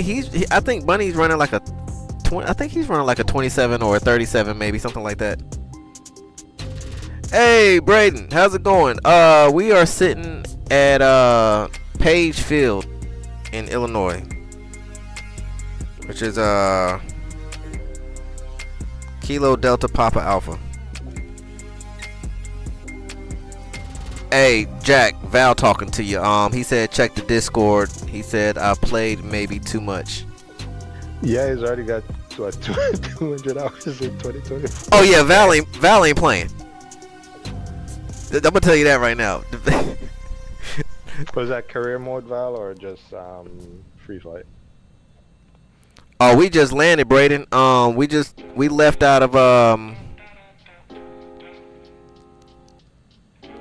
Green Bay, and we flew down the coastline of Chicago and flew over. Yeah, I just got to do that. Flew over. Focus on just like getting that PC upgrade. So yeah. Meigs Field, and then we came over here to Page. Well, you know. Here's my thing when it comes to 2024, and just ride with me on this one for a second. So 2024 is, for the most part, server based, right? So if the sim itself is server based, then technically, even if you ran like a base model PC, as long as your internet speeds are pretty good, I mean, of course, you won't be able to do like ultra settings or nothing like that, but you should be able to get some good playing in 2024, because your PC is not even really working. You know, if anything, it'll be more GPU bound or GPU heavy than CPU because everything is off the server. I mean, that's just kind of how I'm looking at it. Yeah, I mean, I played the demo, and it was. I mean, it wasn't like the full, you know, like final version. Nah, this is it for the night, When Brain. I ran the demo, it was. I don't think I maxed the settings out, but I think I had it on high or whatever, or maybe maxed out. But I was getting solid performance with what my setup is, and yeah, I don't know. I think you might be right on that, but I mean, guessing from all the stuff people are saying now with the performance and stuff, I don't know. So for me, it's like when I get in or when I do fire it up and test it out, then I'll judge for myself, see what it does. But yeah. Well, I think everybody is having issues with 24. I mean, it's really a hit and miss because I've seen some people they've been flying. I mean, look at Val. Val been flying 2024 so much. I mean, he probably holds some shares with Microsoft and Adobo or the Sobo. You know what I'm saying? Like I wouldn't put it past that Val is a shareholder. He got the good copy of 2020. Later, Seth. Appreciate it. Yeah, exactly. I mean, you know, even when I fly in 24, I'm gonna be honest, I haven't really tweaked the settings as much as I have with 2020, but I have set those settings to where I was with what I was doing originally with 2020 before my new settings took place. And no matter what I do in 2024, I just can't seem to get the performance out of it the way I expect I should versus what I'm getting out of 2020. And so that's kind of like I don't know. I mean, but once Air Manager does come on board, I mean, I will definitely take 2024 a little bit more seriously, and hopefully by then there would have been enough updates to where they would have got at least most of the kinks out. Yeah, I hear that, and that's fair. I mean, generally speaking, I like the direction they're going with it, because remember the whole server-based thing was in response to the large download and then the impact that had on the load times for different people. So it's like if you had all their updates, and then if you add a bunch of add-ons on top of that, like your sim took forever to load. So they came up with a solution, making it so the execution wasn't smooth. They'll work it out. When they do, I mean, if you got bad internet, you're out of luck, but for the most part, if you've got stable internet, you should be fine. Oh yeah, definitely. I mean, loading into 24 is not a problem for me. I mean, it's your whatever its usual load time, you know, a couple minutes or whatever. But like I said, once I get into the sim, it's just not. I don't know. Maybe if I sit down and actually do some more tweaking. I haven't turned it on since the new update, so maybe I should. But then I don't like doing that because then it starts creating issues over here on 2020 side. So I think I'll just wait until Air Manager is ready to go, and then I'll really get down and dirty with it. And because I will say though, I do love the terrain is gorgeous in 24. The trees, gorgeous. The night lighting, oh my gosh. I will go as far as saying this. if 2020 could take 2024 night lighting and bring it over, I probably would never fly 24. Oh, yo, this is how Val's response. Yeah, all these people complaining about 2020, 2024 bugs. They haven't played Star Citizen. They don't know what bugs are. Oh yeah, hey look, Val be cracking me up with that. Val said something like that, didn't he? Yep. How'd I know? I am scared to even go on YouTube and watch that. I'm afraid it's gonna lock my PC up just trying to watch it, being that bad. Nah, man, Star Citizen is nice, man. Val said 1 out of 4 missions still fails right now, so it's not all smooth sailing. I just have a high bug tolerance. Yeah, if the one thing, if anything, with between Star Citizen and to some extent Flight Sim, it's you've now got a generation of game testers. But with Star Citizen, man, like, you could tell gamers don't know or didn't know what it means or how game development works, and the crap that goes into it before you get the final version. And it's wide open with Star Citizen, and I mean, it's a whole thing. Yeah, you know, that's the thing that gets me with everybody in the flight sim community. When you tell me when any flight sim version has ever come out smooth? Not one. Not one. So what makes you think that it was going to be smooth on 2024? Because of the previews? Remember the previews they gave us when FS2020 was coming out? And look at the disaster that we had when 2020 came out. Yeah. But you know, I mean, we've kind of always had this, because I remember even with FSX,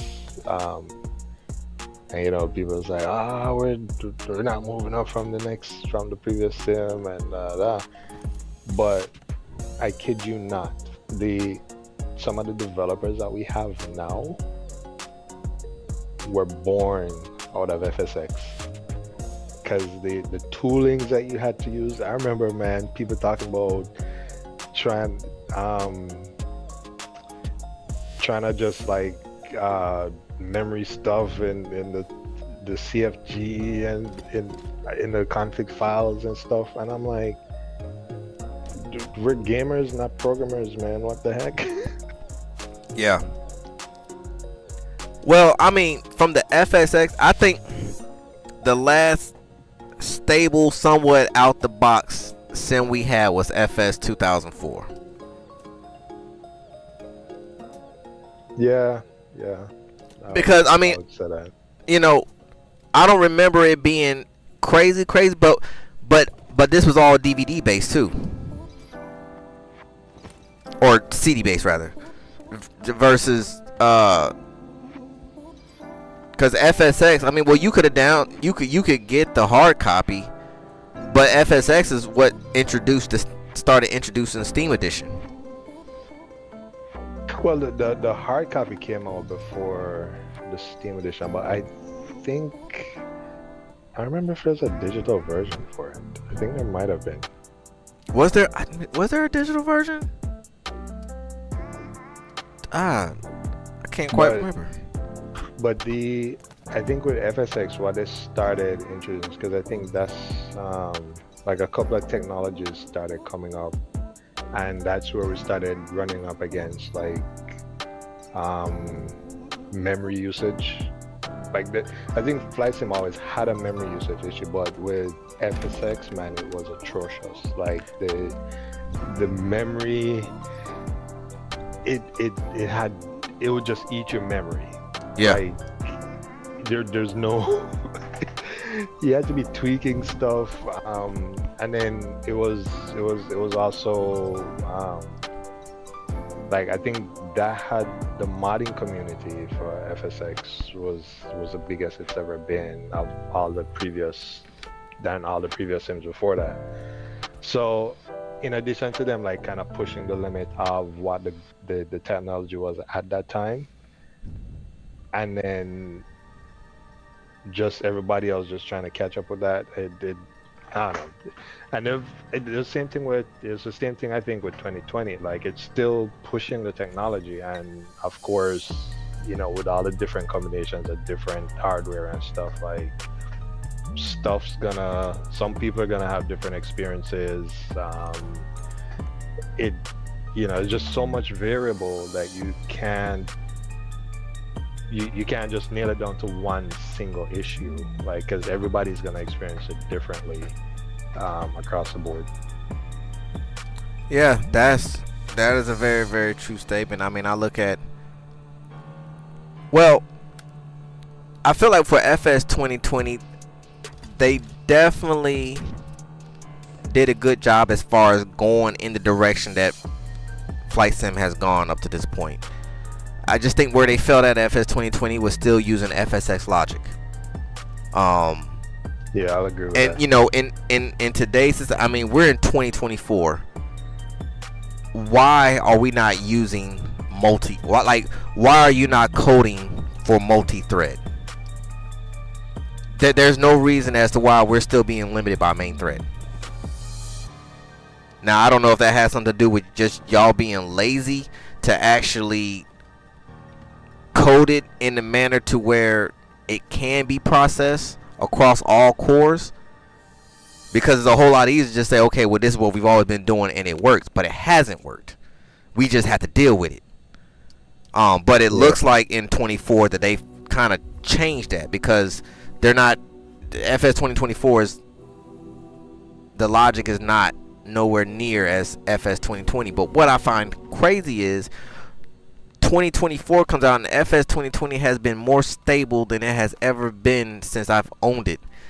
And to get to a point now where I can fly my sim with the setup that I have, ultra settings, 4K on 355-inch TVs, and sliders full tilt, and I'm getting very, very good performance.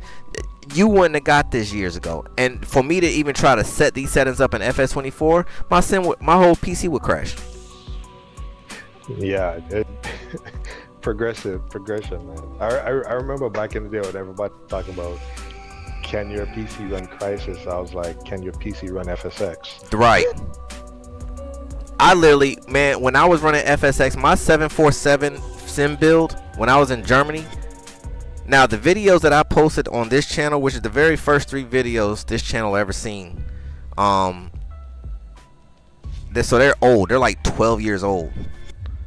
But at the time of those videos, I had already had 2 PCs running. After those videos, I continued on building that sim. I was running 3 different PCs and like 12 different monitors, and FSX was eating every single thing I could throw at it. Yep.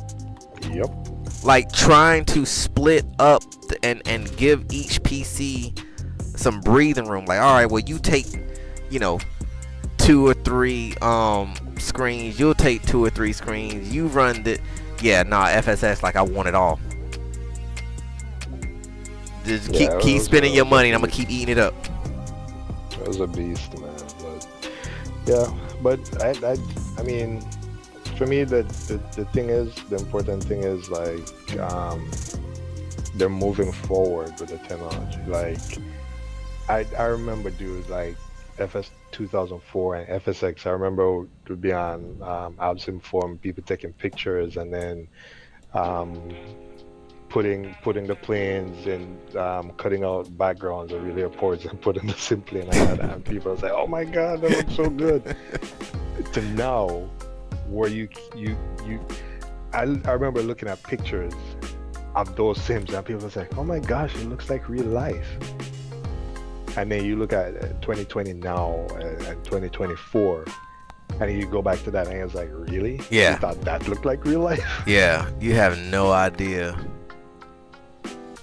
I mean, we've come a long way, man. Like if you had told us would have been here 15 years ago, we'd be like, yeah, right.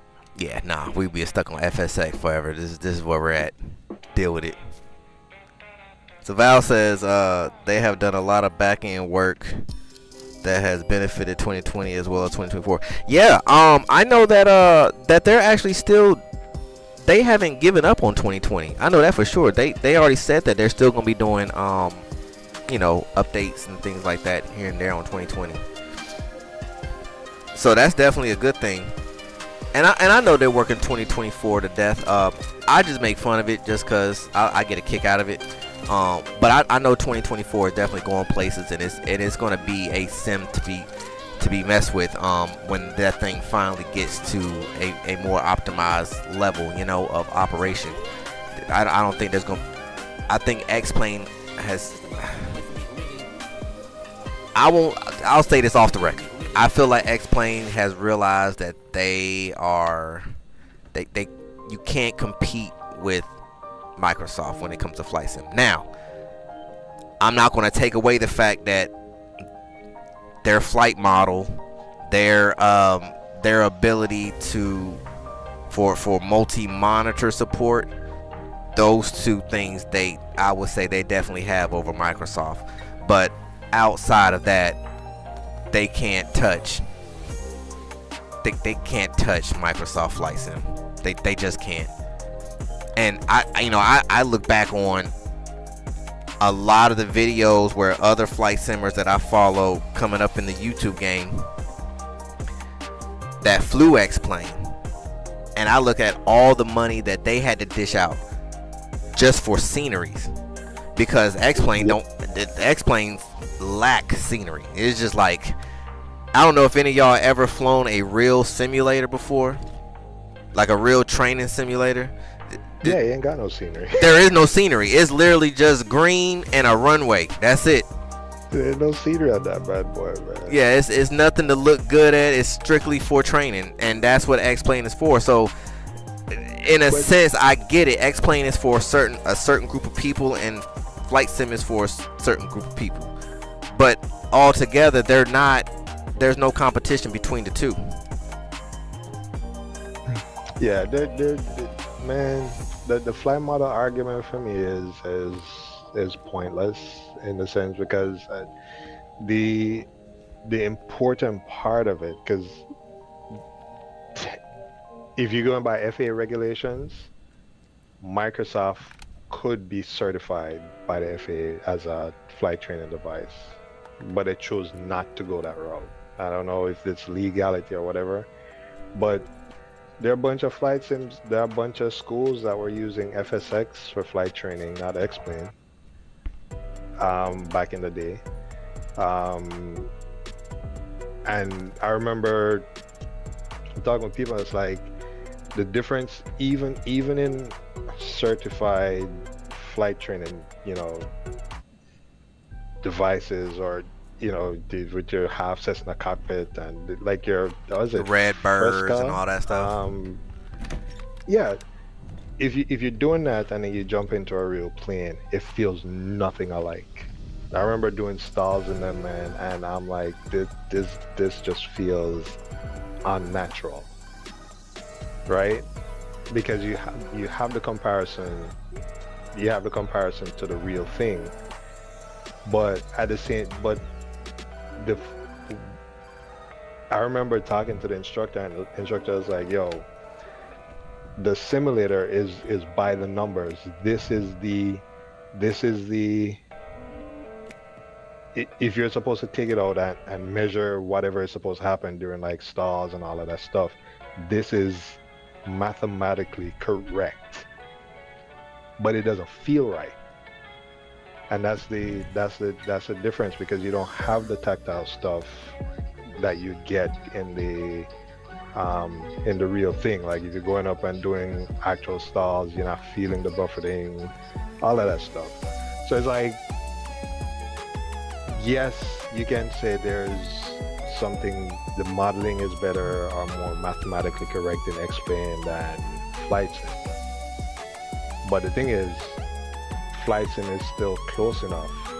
And yes, they need to do some tweaking and all that stuff, but it's the entire package of 2020 is overall a better package because you can actually do real VFR style flights in 2020, like visual referencing stuff. You get scenery by default, accurate scenery by default. The weather hit or miss sometimes, but generally speaking, you can get decent weather without spending an arm and a leg for a secondary weather platform. So it's like anything else you add to 2020 is just icing on the cake. If you any add-ons to improve the sim and all of that stuff, but by default, it's a better package than Explainer. Yeah, I totally agree. And just like what Val was saying, the depth of the career mode is astonishing. I mean, I think Val could be a spokesperson for career mode in 2024 and giving honest feedback on that. I mean, because he's been really ripping it out the park, and that's not even be funny. I mean, that's just facts. I mean, this guy, Val is really doing it. So I would even ask him for any pointers if I ever decide to go career mode. You know, how do I even begin that? I'm more of a free flight guy, but getting back to what you're saying, Jack, you know, like you said, the overall package of FS 2020 is irreplaceable. They're like you, and I can't talk too much about X-Plane because I've never flown it, but I've seen it, and seeing is believing. So there's, like you said, the default package, like the default scenery right out the gate of 2020, and especially right now, crazy. You see the videos like this. Yeah, this was all default scenery. I didn't have no add-ons. This was just default sceneries with high settings. That's it. Well, ultra settings, but you know what I'm saying. Like, you don't get that in X-Plane. And I mean, no, and you make a valid point too when it comes to flight model. Nobody really knows what's the difference between how. I mean, well, I know Cess because he does X-Plane and he does FS 2020, and he says that he notices the difference on how the Cessna, you know, how it models within each sim. So I can't speak too more, you know, as far as. But you see to that point, because I remember, especially when 2020 just came out, and some people are, you know, like comparing it, and the one thing. The thing you have to take into account is that even in real life, each model of the same plane, even though they're similar, will have different handling characteristics, right? So then you also have to take into account the weather conditions when you're actually flying and how that feels. Because I remember, like, I used to fly in Florida, and I remember like flying it, you know, nice, clear, no clouds and all that stuff, and I couldn't keep the airplane straight on level to save my life because it's just, you know, clear air turbulence is a thing. A lot of simmers don't know that. They just think if there are no clouds or anything, then it should be smooth sailing. Right. You know, and I'm like, that, you know, you're not always going to be able to trim your aircraft out properly. You're not always going to be able to have it perfectly lined up on center line because your winds might be sketchy, or, you know, wind shear is a thing. Yeah, and they exist in the sim. And they exist. So a lot of times, like, what I see people complaining about is like turbulence, for example. When I jumped in 2020 for the first time, and I was like, yo, this actually reminds me of when I was doing my privates. And I'm like, and then I jump on the phone and was like, oh, the turbulence is too strong. I never felt this. And I'm like, The turbulence on a good day is not fun. You gonna work to keep that airplane Right. straight and level. So, you know, but if you've never experienced that, and then the only thing you're expecting is that once I'm airborne, I should be able to just be, smooth sailing, no, um, you know, no issues keeping it straight and level and all that stuff. Then, and then the other funny thing of I was saying with the career mode, like 2034, people talk about, oh my gosh, career mode, the gamifying the thing. I was like, but that's part of piloting. There's a career attached to it. You gotta check your stuff, maintenance. Yeah, it was crazy. I was actually so Bunny had posted in the Discord, cause I was talking to him, cause I forget the plane that he fly, but he picked it up on the other side of the world somewhere, and he flew it all the way back here to the States, and we got to talking about something, and I was like, man, as many hours you don't put on that thing trying to get it home, you already got to put it in for an inspection or maintenance, something like that. And he was like, it's crazy, I actually had to do that coming through the Philippines or something. And he actually showed the paperwork where he actually had got like his 100-hour in or something like that. I was like, that is crazy. And you'd think people, you'd think, well, a lot of simmers don't know that aspect of flight. That it's not just go in the cockpit, flight A to B and land. Like there are other things in between that's attached to the experience of flight. Yeah, stuff costs. Yeah. It costs a lot. And if you really want to know how much it costs to own a plane and fly a plane and operate a plane, do career mode. You'll get a very good taste. And then it's funny because who was it, Val? Was it you that was saying where you did a flight, and by the time they got done, everybody getting their piece of the pie, you walked away with a couple dollars? Was it you that was telling me that, or was that somebody else? Somebody was saying it. I can't remember who. But I was like, that's crazy. Now the cool thing about so far in the chat, I mean, let me see. So what? You're a pilot, right?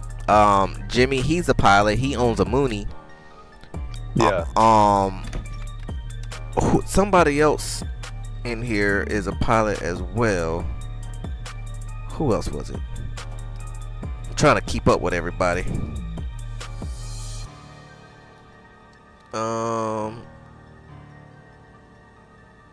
Reggie, aren't you Reggie? Did you say you was a pilot? I think Reggie said he was a pilot too. I learned the hard way. The autopilot in 24 needs repair. Yeah, but I mean, like that's the stuff, man. Like consequences in flight. You can't. You gotta.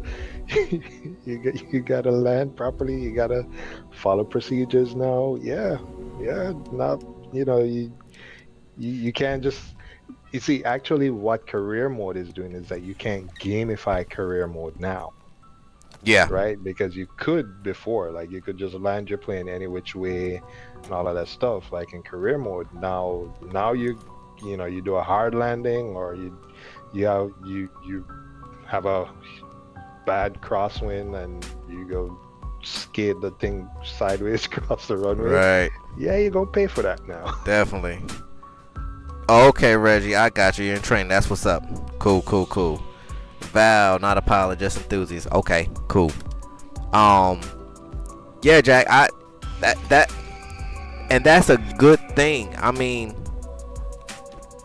and I think a lot of people are not looking at Flight Sim 2024 from that aspect. They're still looking at it as a game, and that's why I say I get real sensitive when people call Flight Sim a game. Because to me it's not a game. I mean, you can treat it as a game, but what's the point in purchasing a quote-unquote game for at minimum $70 just to fly around and crash all the time? Like what I don't understand that. So for them to call it a game, but yet you put this career mode in place where, like you said, like, okay, you want to build your career, now you do a hard landing. Well, that just costs you about, you know, $3,000, because now brakes got to be replaced, tires got to be replaced, got to do an inspection on the landing gear, yada yada yada. So you just lost what little bit of money you thought you made. So now you got to go out here and continue on doing some more work so you can continue on your career. Oh, well, that just set you back. Oh, well, now that done set you back. Like, so it's you're right. I mean, it's career mode is definitely a game changer. In the sense of the flight sim world, man. Like, that's an awesome aspect, and I think it'll give flight sim enthusiasts more respect. Not saying that they have or haven't, but it'll definitely give them, you know, it'll enlighten their thoughts on just how crazy it is. So for pilots like you and Jimmy and others who own their own aircraft, who've actually done this and are doing this, you're not exaggerating when you're saying, yeah, this costs, like, it cost me $20,000 to do a panel upgrade, and all I did was add a G5, a GFC, and a 750, and it's like, what? What are you talking about? I literally paid $600 for my real SimGear 750. How in the world a thing in a real plane $12,000? Man, like, even today, like, I was just looking up something on the Diamond that it's an upgrade to their it's Garmin's upgrade to their weather radar. 24 grand though, and that's just the radar. There's nothing else. There's no panels, no nothing. It's just the radar. It's a 24 grand installation. That's insane. So I'm like, it's nuts. But it's a 1.3 million aircraft, so if you can afford that, you can afford the radar. Yeah. That's understandable. I mean, why would you not throw in another 24,000 over $1 million? And all of a sudden, you want to be cost effective on the one thing that you really need when you out here flying, right? IFR. Yeah, I mean, but yeah, I mean, I get it. I mean, flying is not. I've always known for it to not be cheap at all. It kind of reminds me of the truck world. You know, I drove trucks for 8 years, and you know, I own my own truck. Oh, really? Yeah, I drove over. What did you drive for? I started off with Swift. They was the ones who trained me. Military paid for it, so I went with them. Oh, word. And then from Swift, I went and drove for an owner operator for a few months. He did me dirty, so I went back to Swift for a little while. I leased on for a year. I wanted to try it out, do my own truck thing, see how it is. Way too much. I mean, I did good for my first year and only year I owned my own truck. I just didn't want to deal with that. That's a whole different monster. And then from there, I drove for a company called Boren. Well, it was really an owner operator, but he had his fleet under Boren, and that company I pulled kitchen cabinets for Master Brand, which is a sweet gig because all my loads were light, so I never had to scale at all. Nice. I think my heaviest load was like 14,000 in the box, so it was pretty much. But it was nothing. Yeah, it was pretty much nothing. So it was beautiful going over Twin Sisters and, you know, stuff like that. I was smoking in the left lane. So I did that for a while, and then I came home, did local for Pepsi. They treat you like crap. I think I was with Pepsi for maybe 3-4 months, and I was like, yeah, I'm not doing this no more. Y'all suck. As much money y'all have, and this is how y'all pay us, and this is how y'all treat us. I'm not for all this. So I ended up going back over the road again with another owner operator, and he drove under Mag Carriers. They're out of a small town somewhere in where we at, Georgia. It's on the other side of Augusta. I can't think of the name of it right now, but it's mad carriers for sure. It's a small company, and it's more of a lease, a lease on too, so you pretty much run your own boards, run your own loads and stuff like that. So I rode with him for a while, and then my disabilities kind of started getting pretty bad, and it was making things a little more difficult for me out there. So I went ahead and pulled the plug, and it was the safest and best thing for me to do at the time. And I don't look back at it now. I mean, I miss it from time to time, but I would never go back out there. The industry is horrible now. Yeah, so I did 8 months with CRST back in 2012. Oh, okay. Yeah, I was like, but what they tell you in training versus the reality of yeah, two totally different things. Like, I'm like, deuces. I'm like, I like the act of driving, but then the people and the dispatchers and stuff, man, they grimy, bro. Well, there's one thing that one of my best friends, his dad was a driver. He drove for over 20 years, and I used to go for rides with him every blue moon back in the day, during the summer times when we were out of school. And he always told me, he said, I don't care who it is, what it is, or where it is. If you hold the keys to an 80,000 pound vehicle, you have the first and the last say so on what goes on with that truck. If the dispatch say the load got to be there and you're saying that conditions are not good, then the conditions aren't good. And if they want that load to get there, then they need to find somebody to come and hook up to that trailer and take it there. And that always stuck with me. And so through the whole time I was with Swift, my dispatcher was always the one.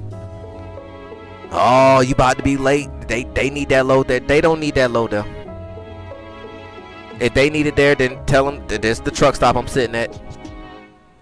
Yeah, come pick it up. Come pick it up. But I'm not taking my truck out there on I-80 in these conditions. It's not happening. Well, that's what we have chains for. Well, then come put the chains on the truck and then you drive the whole thing. I'll sit out here and I will go home. I promise you. Don't play with me. And 9 times out of 10, I never got in trouble for it, because at the end of the day, now what would happen if I got out there on I-80 and the truck got sideways? Then it'd be like, well, at the end of the day, you knew the road conditions better than we did. So Exactly, yeah. So I've always played it by the book of I'm the captain in charge of this ship, and what I say go. And if you don't like it, come get the ship. Just make sure you get me a plane ride back to the house. Yeah, because they did that stuff, man. Like, especially when we're in training, and then they're like, they started doing that to us, and that's when I was like, I'm done. But some of the other guys that went through the same training with me, like would meet up at different depots, and they'll be like, yeah, we've been sitting here for like 3 days because the dispatcher. It's kind of like this retribution thing. It's like if you tell them no, then they just don't give. They just didn't give him a load. Yeah. But that's like, how it is. being a guy I was driving with, like we always were pretty good with, doing our time and all of that stuff. So we get stuff on time to the point where we're always scheduling in our little breaks here and there and stuff. And yeah, one of the dispatchers, man, like he wanted to double book us on a I think we had a drop off in Spokane or something like that, and then he wanted us to hop down to California the next day, and we didn't even drop the load off in Spokane yet. And I was like, hell no. Yeah, anybody doing all that? Hey, let me get this stream shut down. We've been running this long enough. Hey y'all, hey, I apologize. look, we just got to talking, and I'm gonna go ahead and end this stream, man. Jump in Discord. Yeah, you want to continue? We could jump on over to the Discord, but I'm gonna go ahead and end the stream. I ain't mean to keep y'all hanging like that. Like this just been one of those days, y'all. I ain't even gonna lie. We'll be right back tomorrow, and we'll be doing it all over again. So this is Cardboard Sim.